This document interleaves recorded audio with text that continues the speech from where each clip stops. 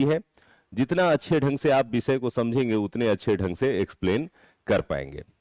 तो चलिए थोड़ा सा हम लोग आज शुरू करते हैं। और सबसे पहले आज हम लोग थोड़ा मॉडर्न हिस्ट्री को जानते हैं कि आखिर ये मॉडर्न हिस्ट्री है क्या, और इसके अंतर्गत हम लोग क्या क्या पढ़ने वाले हैं, पूरा सिलेबस क्या है, उसी पर हमारी चर्चा होगी। ये मॉडर्न हिस्ट्री का पाठ्यक्रम मैंने तोड़ा है, जिसके आधार पर मैं आपको पढ़ाऊंगा। जो पैटर्न लेके हम लोग चलेंगे उस पर आज की क्लास होगी। तो मॉडर्न हिस्ट्री का ये पार्ट रहेगा। आइए इसको थोड़ा सा हम लोग समझते हैं कि आखिर मॉडर्न हिस्ट्री क्या है और कैसे इसका सिलेबस आगे बढ़ेगा। सबसे पहले थोड़ा सा संक्षिप्त हम लोग चर्चा करते हैं भारतीय इतिहास की।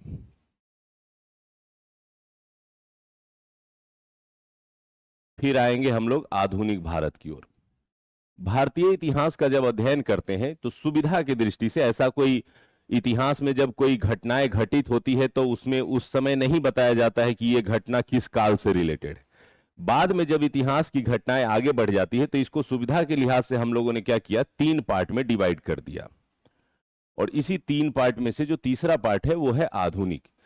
सबसे पहले पार्ट को हम लोग कहते हैं प्राचीन भारतीय इतिहास।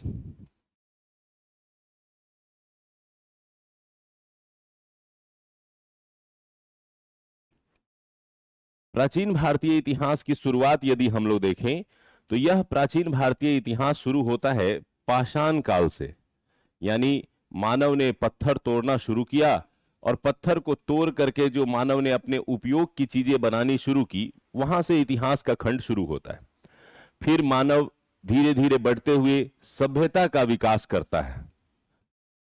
सभ्यता का विकास का मतलब आपने नाम सुना होगा, सिंधु घाटी सभ्यता। और वहां से फिर सभ्यताओं के विकास से लेकर के भारत में कुछ बाहरी आक्रमण होते हैं, जिसको हम लोग इस्लामिक आक्रमण या प्रवेश के नाम से जानते हैं। और ये इस्लामिक प्रवेश जब भारत में होता है, इस समय तक के कालखंड को क्या कहा गया है, प्राचीन भारतीय इतिहास। तो इस तरह से एंशियंट पीरियड के दौर की शुरुआत हुई। फिर इस्लामिक प्रवेश हुआ, इस्लाम धर्म का भारत में प्रवेश हुआ और उन्होंने दिल्ली पर सल्तनत काल के रूप में शासन साम्राज्य स्थापित किया। बाद में मुगल काल के रूप में उन्होंने शासन स्थापित हुआ। और वह बीच का पीरियड आता है जिसको हम लोग कहते हैं मध्यकालीन इतिहास या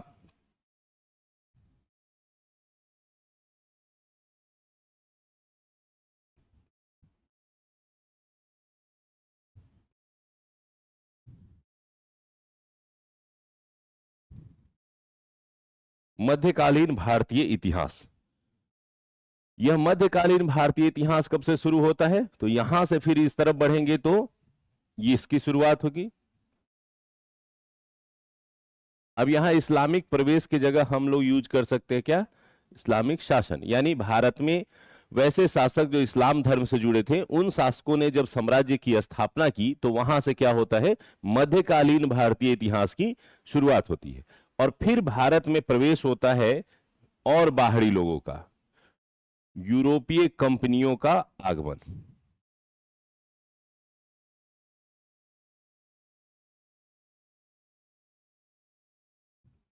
और जब यूरोपीय भारत में आते हैं तो यहां से इस्लामिक शासन से लेकर के यूरोपीय कंपनी के बीच के पीरियड को ही हम क्या कहते हैं, मध्यकालीन भारतीय इतिहास। और अब यहां के बाद जो घटनाक्रम होते हैं वो होते हैं हमारा क्या, आधुनिक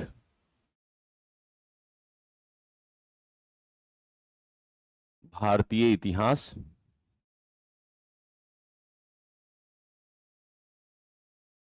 और आधुनिक भारतीय इतिहास में यदि हम लोग बात करें तो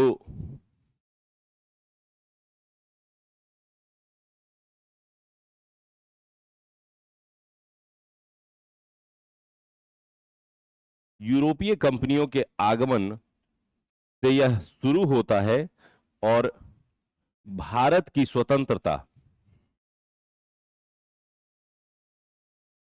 के साथ इसका समापन होता है और यह हमारा बन जाता है आधुनिक भारतीय इतिहास। 1947 में देश को आजादी मिल गई। आजादी के बाद भी दौर चलते रहे और आज भी हम लोग जिस दौर में जी रहे हैं उसमें आजादी के बाद की घटनाओं को भी इतिहास कहा जा सकता है। तो इसको कहा जाता है उत्तर आधुनिक काल। यानी ये 3 काल हमने हिस्ट्री में पढ़े, और जिस मॉडर्न ईरा में हम लोग जी रहे हैं, जो आजादी के बाद भारत जी रहा है, उसको भी एक नाम दिया गया, क्या कहा गया? उत्तर आधुनिक काल। ठीक है, पोस्ट मॉडर्न हिस्ट्री पीरियड। तो ये जो पोस्ट मॉडर्न हिस्ट्री है उसको आपके सिलेबस में नहीं रखा गया है, तो इसलिए वहां से ज्यादा नहीं पूछा जाता है। वो आईआर वगैरह के सिलेबस में आता है कि देश ने आजादी के बाद किस प्रकार की विदेश नीति अपनाई, कैसे चाइना के साथ पंचशील समझौता किया, कैसे उसने अपने पड़ोसियों के साथ रिलेशन रखे, ये आईआर सेक्शन के अंतर्गत पढ़ा जाता है। हिस्ट्री में इसको सिलेबस के अंतर्गत नहीं रखा गया। अब बात करते हैं आधुनिक भारतीय इतिहास की। तो ये प्राचीन इतिहास और मध्यकालीन इतिहास आपको पढ़ना है, लेकिन चूंकि इसकी क्वेश्चन की संख्या इसमें कम है, इसलिए मैंने पहले प्रायोरिटी किसको दिया है? आधुनिक भारतीय इतिहास को। एक मेजर सेक्शन है पीटी कम मेंस के लिए, तो ये आपका कंप्लीट हो जाएगा, तो एक बड़ा हिस्सा आप तैयार रखेंगे। आधुनिक भारतीय इतिहास की शुरुआत के संबंध में यदि हम लोग चर्चा करें, तो ये इतिहास कैसे आगे बढ़ता है, थोड़ा इस पर चर्चा करते हैं, फिर मैं सिलेबस को अच्छे ढंग से आपको समझा पाऊंगा।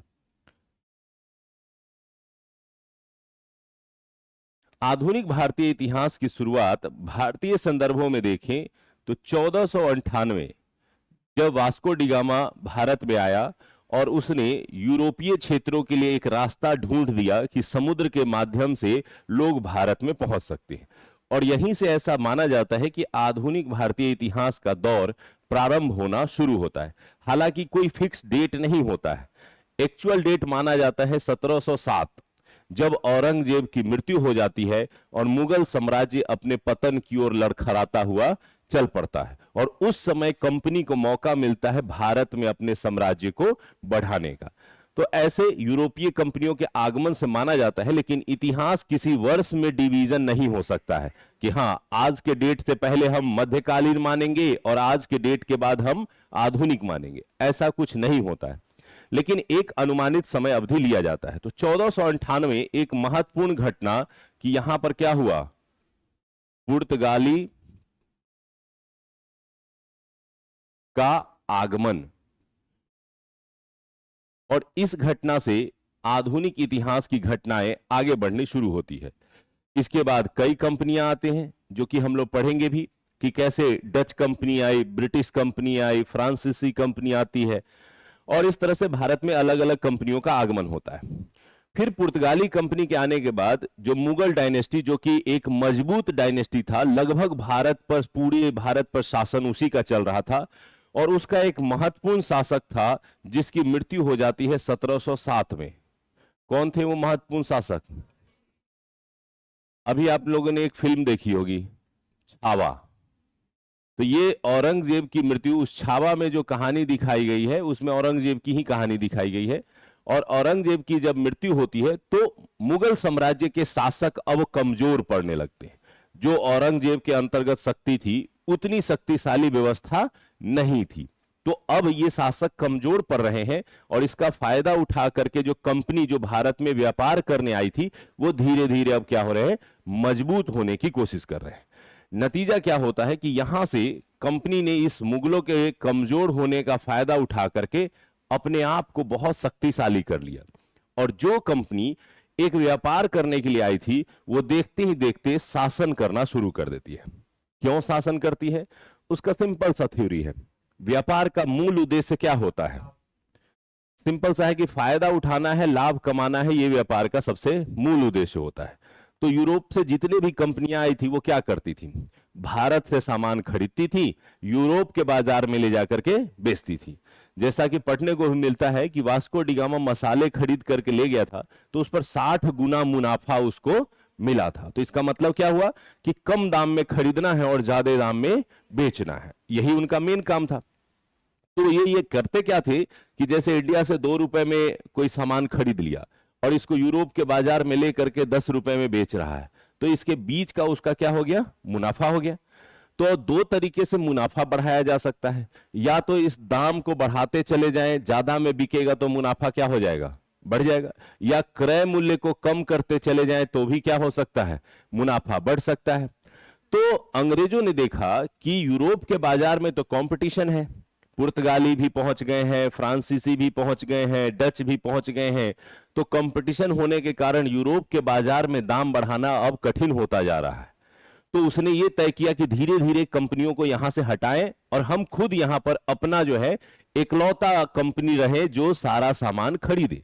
तो उसने भारत से क्या किया, धीरे धीरे सारे कंपनियों को हरा हरा करके भारत से भगाना शुरू किया। और इसी क्रम में पुर्तगाली कंपनी, डच कंपनी, फ्रांसीसी कंपनी भारत से बाहर जाने लगते हैं। तो यूरोप में भी ठीक ठाक दाम मिलने लगा। फिर उसने सोचा कि हम भारत से खरीद के क्यों ले जाएं, क्यों ना हम भारत से छीन के ले जाएं और इससे हमारा जो क्रय मूल्य है वो कम हो जाएगा। तो उसने क्या किया कि धीरे धीरे देखते देखते भारत पर अपना शासन स्थापित कर दिया। और शासन स्थापित किया तो अब टैक्स लगा दिया। अब जो सामान उसको किसी से खरीदना पड़ता था अब टैक्स के माध्यम से उसको फ्री में मिल जा रहा है। तो यानी अब उसका क्रय मूल्य भी कम हो गया और बाकी कंपनियों के हटने से कंपटीशन भी कम हो गया, तो उसका विक्रय मूल्य भी क्या हो गया, बढ़ गया। तो दोनों जगह कंपनी को मुनाफा मिला। और इस तरह से कंपनी ने इस तरह से काम करते हुए 1707 के बाद अपने आप को भारत में मजबूत किया। और इस दौरान ब्रिटेन जो है, इस दौरान ब्रिटेन व्यापारिक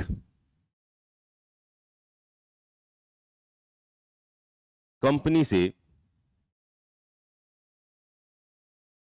शासक कंपनी बन गई।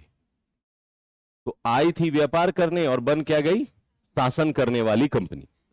और यह घटना 1707 के बाद मुख्यतः 1757 जो पहली बैटल जीती थी, कौन सी पहली लड़ाई थी, प्लासी का युद्ध। तो इस प्लासी के युद्ध को जीतने के बाद और एक 1764 में हुआ था बक्सर का युद्ध। तो इन दोनों युद्धों को जीतने के बाद ये ब्रिटिश कंपनी क्या हो गई, एक जो व्यापारिक कंपनी थी उससे वो क्या बन गई, शासक कंपनी। अब शासक कंपनी बनेगा तो क्या करेगा, दो चीजें होती हैं। एक कि ठीक ठाक पहले से शासन चल रहा है, उसमें किसी हिस्से को हमने जोड़ लिया तो वहां भी हम शासन करने लगते हैं। तो जैसे एग्जाम्पल के तौर पे कि भारत में एक गवर्नमेंट बॉडी है, यदि किसी कारणवश जैसे अभी माहौल बन रहे हैं, पीओके को फिर से हमने अपने वापस ले लिया, मन किया तो थोड़ा लाहौर तक भी चले गए, बोले कि तुम लोग भी हमारे अंदर आ जाओ, नहीं, और उसको अंदर लेंगे तो हम लोग क्या करेंगे, उसका शोषण करेंगे या शासन करेंगे, शासन करेंगे, क्योंकि भारत की परंपरा शोषण की नहीं है। यहां पर हमारे यहां गवर्नमेंट बॉडी होती है जिसमें लोकतंत्र है। तो हम क्या करेंगे, किसी जीते हुए हिस्से पे वैसे ही शासन करेंगे जैसे हमारे इलाके में होता है। यानी जो बिहार में शासन व्यवस्था लागू है, जो व्यवस्था यूपी में लागू है, वही व्यवस्था जीते हुए पाकिस्तान में भी लागू करेंगे हम लोग वहां ऐसा नहीं करेंगे कि हाँ हाँ पकड़ो पकड़ो इसको, मारो मारो, शोषण करो इसका, इस पर ज्यादा टैक्स लगा दो क्योंकि पाकिस्तान वाला इलाके का है, ऐसा नहीं होगा। लेकिन अंग्रेजों ने क्या किया कि अंग्रेज जैसे अपने यहां शासन करते थे वैसे यहां पे शासन नहीं कर रहे थे। चूंकि उनका मूल उद्देश्य था लाभ कमाना, तो उन्होंने क्या किया कि भारत के सारे सिस्टम को अपने हिसाब से बदलना शुरू किया। अपने हिसाब से बदलने का मतलब था कि भारत की परंपराओं को उस हिसाब से चेंज करना ताकि उनका रेवेन्यू ज्यादा से ज्यादा बढ़ सके। तो रेवेन्यू बढ़ाने के लिए उन्होंने क्या किया, तो टैक्स बढ़ा दिया, कुछ ऐसे एक्ट लागू कर दिए जो रेवेन्यू को ज्यादा बढ़ा सके, कुछ ऐसे सिस्टम लागू किए गए जिससे ब्रिटिश के पास पावर रहे बाकी के पास पावर ना रहे, सेना का सिस्टम मजबूत कर दिया गया। यानी हर वह काम किया गया जिससे उनका रेवेन्यू क्या हो जाए, बढ़ जाए। तो इस व्यवस्था को कहते हैं औपनिवेशिक शासन, कॉलोनी सिस्टम। यानी भारत को ब्रिटेन ने क्या बना दिया, एक कॉलोनी बना दिया, उपनिवेश बना दिया। दो तरह के शासन व्यवस्था जो जीते हुए शासन व्यवस्था की तरह यूज होते हैं, एक को हम कहते हैं साम्राज्यवाद, दूसरे को कहते हैं उपनिवेशवाद। साम्राज्यवाद का मतलब होता है कि किसी क्षेत्र द्वारा किसी दूसरे क्षेत्र पर यदि कब्जा करके, नियंत्रण करके उस पर शासन किया जाता है तो उसको साम्राज्यवाद कहते हैं। ये बहुत प्राचीन परंपरा रही है। जैसे अशोक ने कलिंग को जीत लिया और फिर उसको अपने साम्राज्य में मिला लिया, तो क्या हो गया, वो साम्राज्यवाद। साम्राज्य का विस्तार करना क्या कहलाएगा, साम्राज्यवाद। तो हम लोग भी अगर पाकिस्तान की तरफ बढ़ते हैं और उसमें से कुछ जीत लेते हैं तो क्या होगा, साम्राज्यवाद। लेकिन जीते हुए क्षेत्र का इकोनॉमिक पर्पस से यूज करने लगे, और अपने हित के लिए उसका दोहन करने लगे तो वो कहलाएगा उपनिवेशवाद। तो ब्रिटेन जो था उसने सिर्फ भारत को जीता नहीं, बल्कि भारत के क्षेत्र का उपयोग अपने आर्थिक हितों के लिए करना शुरू कर दिया। यानी यहां ज्यादा से ज्यादा टैक्स वसूलना, टैक्स की मात्रा को वसूल करके यहां न खर्च करते हुए ब्रिटेन भेजना, और इससे भारत में शुरू हुआ एक ऐसी शासन व्यवस्था जो भारत में पहले कभी नहीं थी। यानी भारत में पहले मुगल भी आए, भारत में पहले सल्तनत काल के लोग भी आए, लेकिन उनमें और इनमें क्या अंतर था कि वो आकर के भारत में बस गए, भारत में ही शासन करने लगे और यहां का कमाई यहीं खर्च करने लगे। यानी यहीं से कमाया और यहीं से ताजमहल बना दिया, घर नहीं ले गए, घर क्योंकि यहीं पे उनका क्या हो गया, घर हो गया। लेकिन ब्रिटेन ये नहीं किए। ब्रिटेन ने क्या किया, ये समझा कि मेरा घर ब्रिटेन में है, हम यहां आए हैं कुछ सालों के लिए, जितना हो सके यहां से बटोर करके क्या करना है, ले जाना है। और इसी कारण से यह शासन व्यवस्था क्या कहलाने लगा, उपनिवेशवादी शासन व्यवस्था। तो ब्रिटेन ने जब यहां पर यह लड़ाई जीती और इस जीत के माध्यम से जब उसने यहां पर अधिकार किया, तो इस अधिकार के कारण उसने शुरू किया औपनिवेशिक शासन।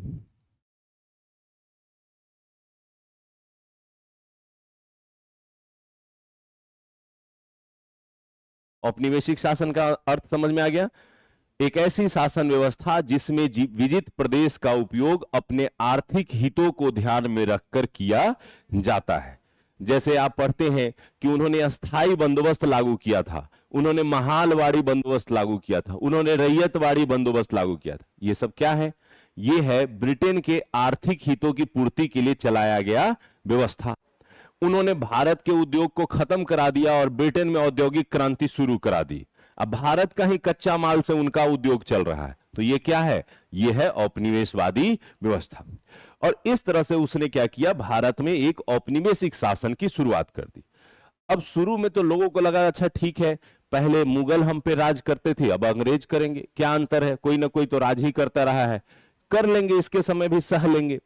लेकिन कुछ सालों में यह फर्क दिखने लगा, क्योंकि पहले का वसूल किया गया राशि इसी देश में खर्च होता था, तो इकोनॉमी बैलेंस रहती थी, इधर से लिए इधर खर्च कर दिए तो इकोनॉमी क्या होगी, बैलेंस होगी। अब जैसे कोई दुकान है, सिंपल सा उदाहरण, दुकान खोला, दुकानदार ने 10,000 रुपए इन्वेस्ट किए, अब उसमें का डेली सामान बेचता है, उसका पैसा से फिर नया सामान लाता है, फिर बेचता है, इकोनॉमी चलती रहेगी। लेकिन अगर वो दुकान में नए पैसे लगाने की जगह डेली का टारगेट बना ले कि 500 रुपए मैं दुकान से निकाल लूंगा, तो धीरे धीरे दुकान के इकोनॉमिक क्राइसिस में क्या होगा, वृद्धि होने लगेगा और एक दिन आकर के वो दुकान बैठ जाएगी। सेम ब्रिटेन ने करना शुरू किया। ब्रिटेन ने क्या किया कि पैसा लगाने के बजाय यहां से क्या किया, पैसा निकालना शुरू किया। तो अगर इकोनॉमी से पैसा हम निकालेंगे तो ऑब्वियस है कि इसका असर वहां के लोगों पर पड़ना शुरू होगा। तो कुछ किसान थे, कुछ जनजाति थे, कुछ सैनिक थे, कुछ मजदूर थे, सब धीरे धीरे कुछ परेशानी फील करना शुरू कर रहे हैं कि यार खेती में टैक्स बढ़ गया है, खर्चा नहीं हो रहा है, गवर्नमेंट को अभी ऋण नहीं माफ करती है, हम लोग परेशान हो रहे हैं, जबरदस्ती कह रही है कि नील का खेती करो, जबरदस्ती कह रही है कपास का खेती करो, हमको गेहूं उपजाने का मन है, हमको गेहूं नहीं उपजाने दिया जा रहा है। तो धीरे धीरे करके कुछ सालों में ये फीलिंग जगने लगी कि हमारे सामने कुछ चुनौतियां आ रही हैं, और जब ये चुनौतियां आ रही हैं तो उस स्थानीय लोगों ने ब्रिटेन का विरोध करना क्या किया, शुरू कर दिया। अब उस विरोध में शुरू में उभर करके आते हैं सबसे पहले जनजाति, क्योंकि वो काफी सेंसिटिव होते हैं अपने सोसाइटी को लेके। जैसे ही उसके सोसाइटी को चेंज करने की कोशिश ब्रिटेन ने की तो उन्होंने विरोध किया। तो सबसे पहले शुरू होता है जनजातीय विरोध, जिसको जनजातीय विद्रोह कहते हैं। फिर किसानों के मामले में चेंजेस हुए, तो किसानों ने भी उठा और नील विद्रोह, पावना विद्रोह, दक्कन विद्रोह, आपको कई किसान विद्रोह देखने को मिल जाएंगे। तो फिर क्या हुआ, किसानों ने भी विद्रोह किया। फिर सैनिक, जो कि भारत के लोगों को ही उन्होंने अपनी सेना में रखा था, और उनको भी अपने हिसाब से चेंज करना शुरू कर दिया। तो सैनिक भी महसूस करने लगे यार मुगल के टाइम में भी हम सैनिक थे, मराठों के टाइम में भी सैनिक थे, इतना तो प्रेशर नहीं था, इतना तो तंग नहीं किया जाता था, अंग्रेज कुछ ज्यादा कर रहे हैं तो हमको इनके खिलाफ क्या करना पड़ेगा, विरोध करना पड़ेगा। तो सैनिकों ने विरोध किया। फिर रजवाड़े, जो भारत में छोटे छोटे रजवाड़े थे, उनके जमीनें, उनके रियासत छीने जाने लगी, जिसमें पढ़ते होंगे कि डलहौजी ने हड़प नीति चलाई थी, पढ़ते हैं। तो रजवाड़ों ने भी एहसास किया कि अरे ये तो अंग्रेज कुछ ज्यादा ही कर रहे हैं, तो इनके खिलाफ विरोध करना पड़ेगा। तो शुरू हुआ भारत में विद्रोह और विरोध का सिलसिला। और इस विरोध की सिलसिलाओं में शामिल होते हैं कौन कौन? तो पहले शामिल होते हैं जनजातीय, फिर शामिल होते हैं किसान, फिर शामिल होते हैं सैनिक, फिर शामिल होते हैं रजवाड़े। और इस तरह से अलग अलग समूह द्वारा अलग अलग समय पे अंग्रेजों का विरोध किया जाने लगा कि नहीं, आपका शासन ठीक नहीं है, आप ऐसे गलती कर रहे हैं। लेकिन ये सारे लोग उनके शासन से बचने का प्रयास कर रहे हैं, उनके शासन को हटाने का प्रयास नहीं कर रहे हैं कि हमको छोड़ दो, बाकी को अपना शोषण करना है करो, हमको कोई मतलब नहीं है। यानी भारत में यूनिटी उतनी ज्यादा अभी डेवलप नहीं थी। अभी भी लगता था कि हम एक अलग राजा, अलग आइडेंटिटी है, दूसरे राजा अलग आइडेंटिटी है। ये सारे सिलसिले चलते रहे। विरोधों का सिलसिला लगभग 1857 में शुरू होता है, जो कि सैनिक विद्रोह के रूप में हम लोग देखते हैं, और ये बढ़ते बढ़ते पहुंचता है 1885 तक। इसी तरह की गतिविधियां चलती रही। 1885 में भारत में स्थापित होता है एक महत्वपूर्ण संगठन, कांग्रेस की स्थापना।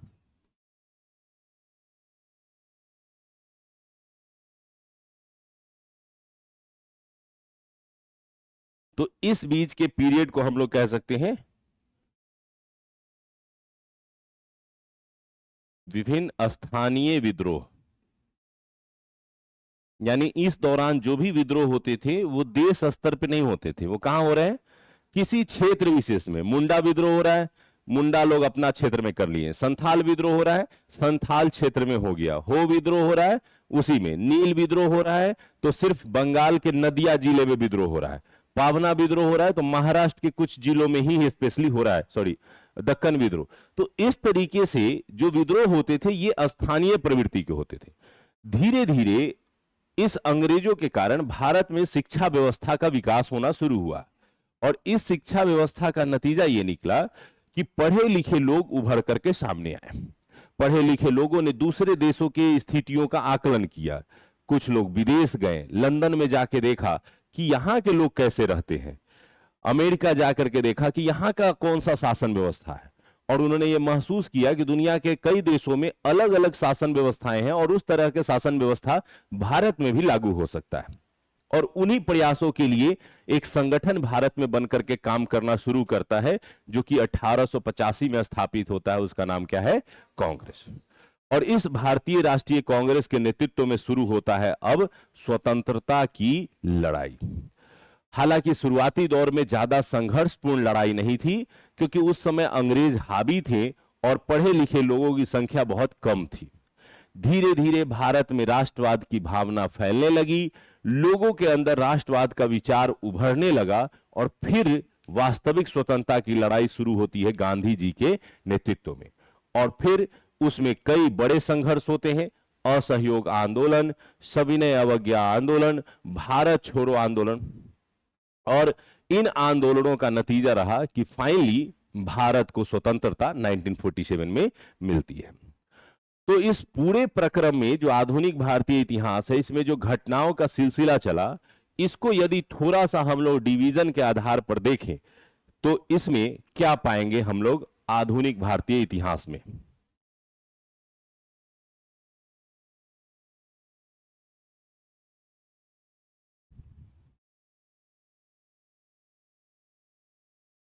इस क्रम में देखिए तो आधुनिक भारतीय इतिहास को हम लोग 4 चैप्टर में बांट सकते हैं।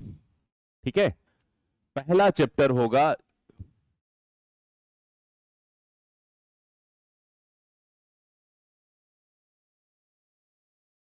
आधुनिक भारतीय इतिहास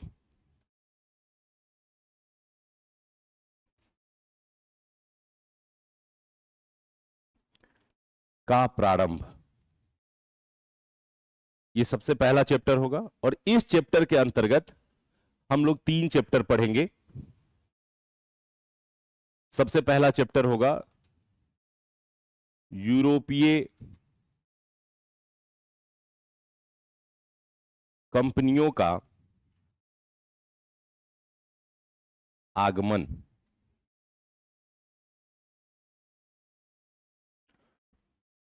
ठीक है, कल से हम लोग यही पूरा चैप्टर वाइज इसको स्टार्ट करेंगे। आज हम लोग पूरा सिलेबस समझ लेंगे ताकि आधुनिक भारतीय इतिहास क्या है ये समझ में आए। तो सबसे पहला चैप्टर होगा यूरोपीय कंपनियों का आगमन।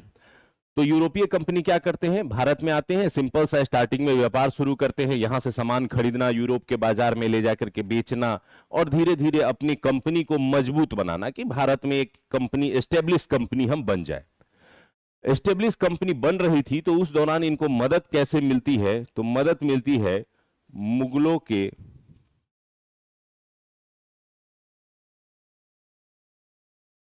पतन से, यानी मुगलों का पतन। और इसी को दूसरे संदर्भों में यदि कहा जाए तो उत्तर मुगल काल, यानी औरंगजेब की मृत्यु के बाद का जो मुगल पीरियड है उसको क्या कहा जाता है, उत्तर मुगल काल कहा जाता है। और जब मुगल कमजोर होने लगे तो इस बात से सबसे ज्यादा फायदा किसको मिली, कंपनी लोगों को मिली। तो दूसरा चैप्टर हमारा होगा कि मुगल कैसे कमजोर होते हैं और मुगलों के पतन की स्थितियां कैसे बनती हैं, इस दौरान कौन से महत्वपूर्ण घटनाएं हैं जिसने आधुनिक भारतीय इतिहास में महत्वपूर्ण भूमिका निभाई। तीसरा चैप्टर इसी के अंतर्गत होगा कि जब कंपनी ने देखा कि मुगल पतन की ओर जा रहे हैं तो पूरे भारत के लगभग अधिकांश भागों पर साम्राज्य स्थापित था किसका, मुगल का। और मुगल जब कमजोर होने लगे तो सबको लगने लगा कि हम भी आजाद होकर के अपना राज्य बना सकते हैं। तो बंगाल ने कहा कि हम स्वतंत्र, अपना एक नवाब हैं, हम अपना राज्य चलाएंगे। दक्षिण में हैदराबाद ने कहा कि हम स्वतंत्र होकर के अपना राज्य चलाएंगे। उधर सिखों ने अपना राज्य स्थापित कर दिया, मराठों ने अपना राज्य स्थापित कर दिया। देखते ही देखते कई ऐसे क्षेत्र थे जो स्वतंत्र राज्यों के रूप में उभर करके खड़े हो गए। तो अब स्थिति ये बनी इस पीरियड में कि एक मुगल साम्राज्य था जो पूरे भारत पे शासन कर रहा था, अब क्या हो गए, कम से कम 25 ऐसे राज्य हो गए जो अलग अलग क्षेत्रों पर शासन करना शुरू कर दिए। अब कंपनी के लिए एक मुगल से लड़ना कठिन था, क्योंकि एक मुगल थे तो वो मजबूत थे, सशक्त थे, सब जगह उनकी कंपनी थी, सब जगह उनकी शक्ति एक जैसी थी। अब कंपनी के लिए 25 अलग अलग राज्यों से लड़ना आसान हो गया कि एक दूसरे को खुद के खिलाफ भड़का देते थे और जाकर के तीसरे से लड़ करके वो क्या करते थे, जीत जाते थे। और यही तरीका उन्होंने ढूंढा और बारी बारी से पहले बंगाल को, फिर जाके मैसूर को, फिर मराठा को, फिर सिख को, इस तरह से करके उन्होंने भारत के सभी राज्यों को धीरे धीरे पराजित कर दिया और एक साथ उन्होंने लगभग पूरे भारत के राज्य को जीत लिया। और इसी सिलसिले को इसमें हम लोग पढ़ेंगे स्थानीय राज्यों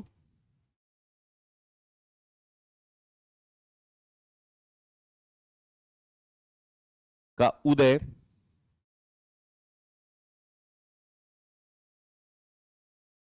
एवं कंपनी का शासन। यानी पहले तो ये कैसे स्थानीय राज्य मुगलों से अलग होकर के एक मजबूत राज्य बनाते हैं ये समझना है, और फिर कैसे ये कंपनी आकर के उन पर शासन करना शुरू कर देती है ये समझना है।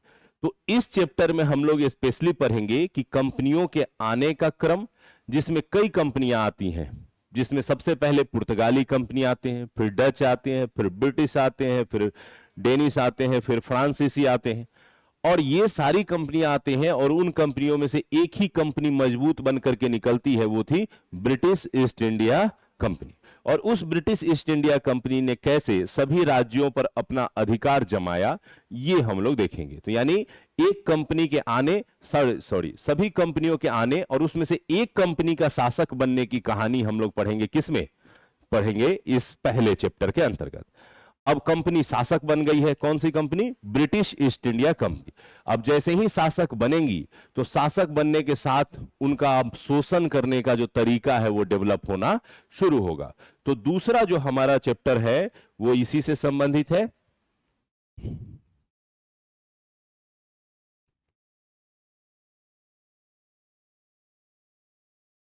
औपनिवेशिक शासन।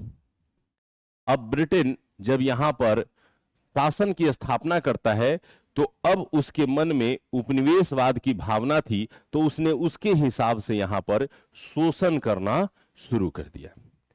और यह शोषण का सिलसिला उसका कंटिन्यूअस चला, यानी पहली जीत से लेकर के वो आखिरी भारत छोड़ने तक वो शोषण के ही मूड में रहे, क्योंकि उनके आने का उद्देश्य ही क्या था? शोषण करना। उनका उद्देश्य ये थोड़ी था कि भारत को हम भला राज्य बना दे। जबकि ब्रिटिश लेखक, अब थोड़ा सा यहां पे एक चीज समझाएंगे, एक होता है इतिहास लेखन, हिस्ट्रियोग्राफी, ठीक है। इतिहास लेखन का मतलब होता है कि हम किस विचारधारा या मानसिकता से इतिहास को लिखते हैं, उसको इतिहास लेखन कहा जाता है।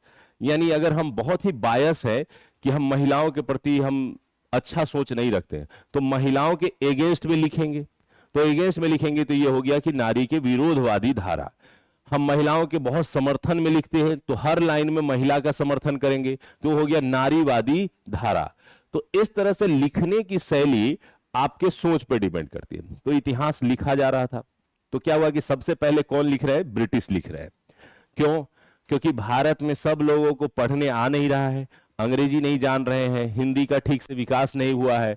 नतीजा ये हुआ कि लेखन शैली बहुत कमजोर थी भारत में, खास करके आधुनिक भारतीय इतिहास में। मिडाइवल में ठीक ठाक था, दरबारी लेखक लोग राजा को खुश करने के लिए लिखते थे।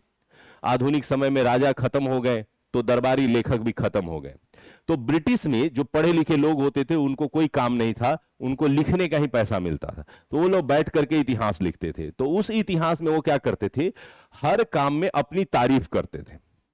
यानी वो अगर भारत में कुछ बुरा भी कर रहे हैं तो उसको अच्छा करके बताते थे। तो इसमें वो ये कोशिश करते थे कि वो अपने साम्राज्यवादी व्यवस्था को, अपने उपनिवेशवादी व्यवस्था को सही साबित करे। और इस लेखन शैली को कहा जाता है साम्राज्यवादी इतिहास लेखन शैली, जिसमें साम्राज्यवाद को सही साबित करने का प्रयास किया जाता है। जैसे उदाहरण के लिए, अगर जैसे जालियांवाला बाग गोलीकांड हुआ, तो दो तरह की शैली है। एक राष्ट्रवादी शैली जो कि भारत के पक्ष में सोचती है, और एक साम्राज्यवादी शैली जो ब्रिटेन के पक्ष में सोचती है। तो साम्राज्यवादी शैली वाले को मिला कि इतिहास लिखो, तो वो क्या कहते हैं जाकर के कि जालियांवाला बाग हत्याकांड परिस्थितियों के अनुसार मजबूरी थी, तभी जनरल डायर ने गोली चलाई। जनरल डायर ने तो पहले मना ही किया था कि भीड़ मत इकट्ठा कीजिए, लोग जबरदस्ती आ गए थे, तो मजबूरी में गोली चलानी पड़ी। तो यानी उसने क्या किया? अपने आदमी का बचाव किया। अब राष्ट्रवादी लोग क्या होते हैं? इसमें वो उपनिवेशवाद का शिकायत करेंगे और भारत को यूनाइट, मजबूत, संगठित दिखाने का प्रयास करेंगे। ठीक है, तो इनको जब मिलेगा लिखने के लिए तो ये क्या कहेंगे? नहीं, जनरल डायर एकदम क्रूर शासक था, उसने बिना बताए, बिना किसी को नोटिस किए गोली चला दी, भागने का भी लोगों को अवसर नहीं मिला, सब लोग निहत्थे गए थे, तो गोली चलाने की जरूरत ही क्या थी? एक आदेश देते, एक घोषणा करते कि जो लोग आए हैं सब लोग घर जाइए, सब लोग चले जाते, गोली चलाने की जरूरत नहीं पड़ती। ये पूरी तरह से जानबूझकर की गई क्रूर हत्या है। घटना एक, इसके कहानी दो। तो यानी घटनाएं इतिहास में फिक्स होती हैं, उसका जो एक्सप्लेनेशन होता है उसी को हम लोग कहते हैं इतिहास लेखन। कौन किस मानसिकता से लिखता है उसी को क्या कहा जाता है?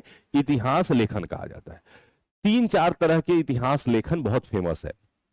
पहला, साम्राज्यवादी इतिहास लेखन, जिसमें साम्राज्यवाद को क्या किया जाता है? सही साबित करने का प्रयास किया जाता है। अब इसी साम्राज्यवाद के लेखक में से कुछ लोग कहते हैं व्हाइट मैन बर्डन थ्योरी। वो कहते हैं कि गोरे लोगों को ईश्वर ने एक भार दिया। भार क्या दिया? कि जाओ तुम पृथ्वी पे जितने काले लोग हैं उसको जाके सभ्य बनाओ। ये हम लोगों को ईश्वर के द्वारा एक बर्डन दिया गया है, व्हाइट मैन बर्डन थ्योरी। यानी व्हाइट मैन पर एक बर्डन है। क्या चीज का बर्डन है? तो काले लोगों को सभ्य बनाने का। और इसी सिद्धांत के तहत हम इंडिया आए थे। हम पैसा कमाने नहीं आए थे, हम इंडिया आए थे लोगों को सभ्य बनाने। मतलब देखिए कि अपनी गलती को कैसे सही साबित करने के लिए तरीके ढूंढे जा रहे हैं। तो उन्होंने कहा कि ये अधिभार है एक तरह से गोरे लोगों पर, और हम इंडिया में आए थे लोगों को सभ्य बनाने। और सभ्य बनाने के दौरान मुझे लगा कि लोग को थोड़ा स्ट्रिक्ट होना पड़ेगा, इसलिए हमने नियम कानून बनाए, तरीके बनाए, ताकि हम तरीके से सभ्य बना सके। ठीक है, तो राष्ट्रवादियों ने जवाब दिया कि जब हम लोग आपको मार रहे थे जनजातीय आंदोलन में, किसान आंदोलन में, सैनिक आंदोलन में, और आपको लग रहा था कि ये लोग सभ्य नहीं बनना चाहता, तो आप चले जाते। मार खा के सभ्य कौन बनाता है? कि इधर से मार भी खा रहे हैं आप, फिर भी जबरदस्ती नहीं नहीं हम मार खाएंगे लेकिन हम सभ्य बना के जाएंगे। इसका मतलब स्पष्ट है कि सभ्य उभ्य बनाने नहीं आए थे, आपकी आर्थिक मंशा थी और वो जब तक पूरी नहीं हो रही थी तब तक आप चाहते थे कि हम यहां पर बने रहेंगे। तो राष्ट्रवादी लेखन शैली का विकास जो है इस साम्राज्यवाद के अगेंस्ट में ही हुआ। अब जैसे एक महत्वपूर्ण घटना आप लोग बहुत सारा ऑब्जेक्टिव में पढ़ते होंगे, 1857 की क्रांति। तो क्या पढ़ते हैं कि लॉरेंस और सीले ने इसको सैनिक विद्रोह कहा, पढ़ते हैं, और वीडी सावरकर ने इसको प्रथम स्वतंत्रता संग्राम कहा। घटना तो एक ही है, 1857 की क्रांति। तो लॉरेंस और सीले क्या है, साम्राज्यवादी लेखक है। वो भारत की घटनाओं को छोटा दिखाना चाहते हैं कि तुम लोगों का बहुत संगठित नहीं था, छोटा मोटा विद्रोह था। कुछ कहता है कि ये हिंदू मुस्लिम षड्यंत्र था, ये ईसाइयों के खिलाफ भारत में एक धर्म युद्ध था। ये सारे कौन है, साम्राज्यवादी लेखक हैं जो भारत के प्रयासों को क्या दिखाना चाह रहे हैं कि बहुत छोटा प्रयास था, एकदम संक्षिप्त था। और भारतीय राष्ट्रवादी आ गए हुए लिखने, नहीं नहीं ये छोटा मोटा नहीं, ये तो पूरा देश का पहला क्रांति था, ये भारत का पहला स्वतंत्रता संग्राम था। तो वीडी सावरकर कैसे लेखक हो गए, राष्ट्रवादी। और राष्ट्रवादी का प्रयास ये होता है कि वह भारत को यूनाइट दिखाए, भारत को संगठित दिखाए, भारत को मजबूत दिखाए, भारत के प्रयासों की प्रशंसा करे, ये राष्ट्रवादी करेंगे। और जो साम्राज्यवादी लिखेगा वो भारत को क्या करेगा, कमजोर, भारत को असंगठित, बटा हुआ, इस तरह से दिखाने का क्या करेगा, प्रयास करेगा। तो फिर बाद में एक तीसरा धारा आया, उसको कहते हैं हम लोग वामपंथी लेखन। ठीक है, वामपंथी मतलब एक अभी चलता है कम्युनिस्ट लेखन, तो वही मार्क्सवादी और कम्युनिस्ट उसी को कह सकते हैं एक तरह से। तो मार्क्सवादी या कम्युनिस्ट लेखन शैली का विकास हुआ भारत। इसने कहा कि नहीं, भारत में सिर्फ एक तरह की लड़ाई नहीं चल रही थी कि अंग्रेज और भारत के बीच में। इसने कहा भारत में दो तरह की लड़ाई चल रही थी। एक जो भारत के ही जो जमींदार और राजा थे, जो भारत के लोगों को तंग करते थे, उनके और उनके बीच में भी चल रहा था, और अंग्रेज और भारत के गरीब लोगों के बीच में भी चल रहा था। तो मार्क्सवादियों ने क्या किया कि थोड़ा स्थानीय स्तर पर जाके सच्चाई दिखाना शुरू किया और गरीब, किसान, मजदूर की शैली को, उसकी समस्याओं को ज्यादा बड़ा करके दिखाने का प्रयास किया। और इस तरह से वो शैली विकसित हुई। और बाद में स्वतंत्रता के बाद जितनी किताबें लिखी गई उसमें से 80% किताबें मार्क्सवादी विचारों पे लिखी गई हैं। अभी जो पूरा विवाद छिड़ता होगा कि एनसीईआरटी का बदला जाए, ये बदला जाए, इसका रीजन यही है कि भारतीय इतिहास के जो तथ्य हैं उनको जब सिलेबस में डाला गया तो उसमें ज्यादातर मार्क्सवादी लेखन शैली वाला डाल दिया गया, उसमें राष्ट्रवादी शैली के किताबों को कम प्रोत्साहित किया गया। तो इसीलिए अभी सरकार गवर्नमेंट को क्या कोशिश करती है कि राष्ट्रवादी भावना वाला बुक जो है वो ज्यादा चले और ये जो मार्क्सवादी वाला भावना है इसका किताब कम हो। ये तीन तरह की लेखन शैली आजादी से पहले विकसित हुई भारत में और बाद में भी चलती रही। ब्रिटिश बाद में चले गए तो साम्राज्यवादी लेखन का अब सिर्फ उदाहरण मिलता है, उसकी किताबें यहां बची हुई हैं, बाकी वो लोग चले गए। वो अपने देश से भी आज भी कुछ कुछ लिखते रहते हैं उसी शैली में। फिर भारत में एक डेवलप हुआ सब अल्टर्ड हिस्ट्री, जिसको कहते हैं उपाश्रववादी इतिहास लेखन। ये हिस्ट्री का मेंस का जो एग्जाम हुआ था उसमें ये क्वेश्चन पूछा था कि किसने शुरू किया था। रंजीत गुहा करके एक व्यक्ति हैं जिन्होंने लगभग 80 के दशक में ये इतिहास की लिखने की कला का विकास किया था। सबल्टर्न हिस्ट्री क्या होता है, तो हमारे यहाँ इतिहास में स्पेशली क्या हुआ है, सब दिन रहा है, फिल्मों में भी ये देखने को मिलता है कि जो हीरो होता है वही सब कुछ होता है, उसके आसपास में लोग बहुत अपना जान दे देते हैं, मेहनत कर रहे होते हैं, उस पर लोगों का ध्यान कम जाता है और मेन फोकस किस पे रहता है, हीरो पे। तो जो कहानियां लिखी गई, इतिहास लिखे गए, तो उसमें ज्यादातर नायक को ही बढ़ा चढ़ा करके प्रेजेंट किया गया कि हाँ गांधी जी तो बस खाली किताब में गांधी जी दिखाई दे रहे हैं, गांधी जी के आजू बाजू 50 लोग काम कर रहे हैं, वो भी मेहनत कर रहे हैं, उनकी चर्चा इतिहास में नहीं हुई। तो सबल्टर्न हिस्ट्री कहता है कि सिर्फ नायक का इतिहास नहीं होना चाहिए, नायक के साथ चलने वाले पीछे फौज है, जो उसके साथ लोग हैं, उसको भी इतिहास में जगह मिलनी चाहिए।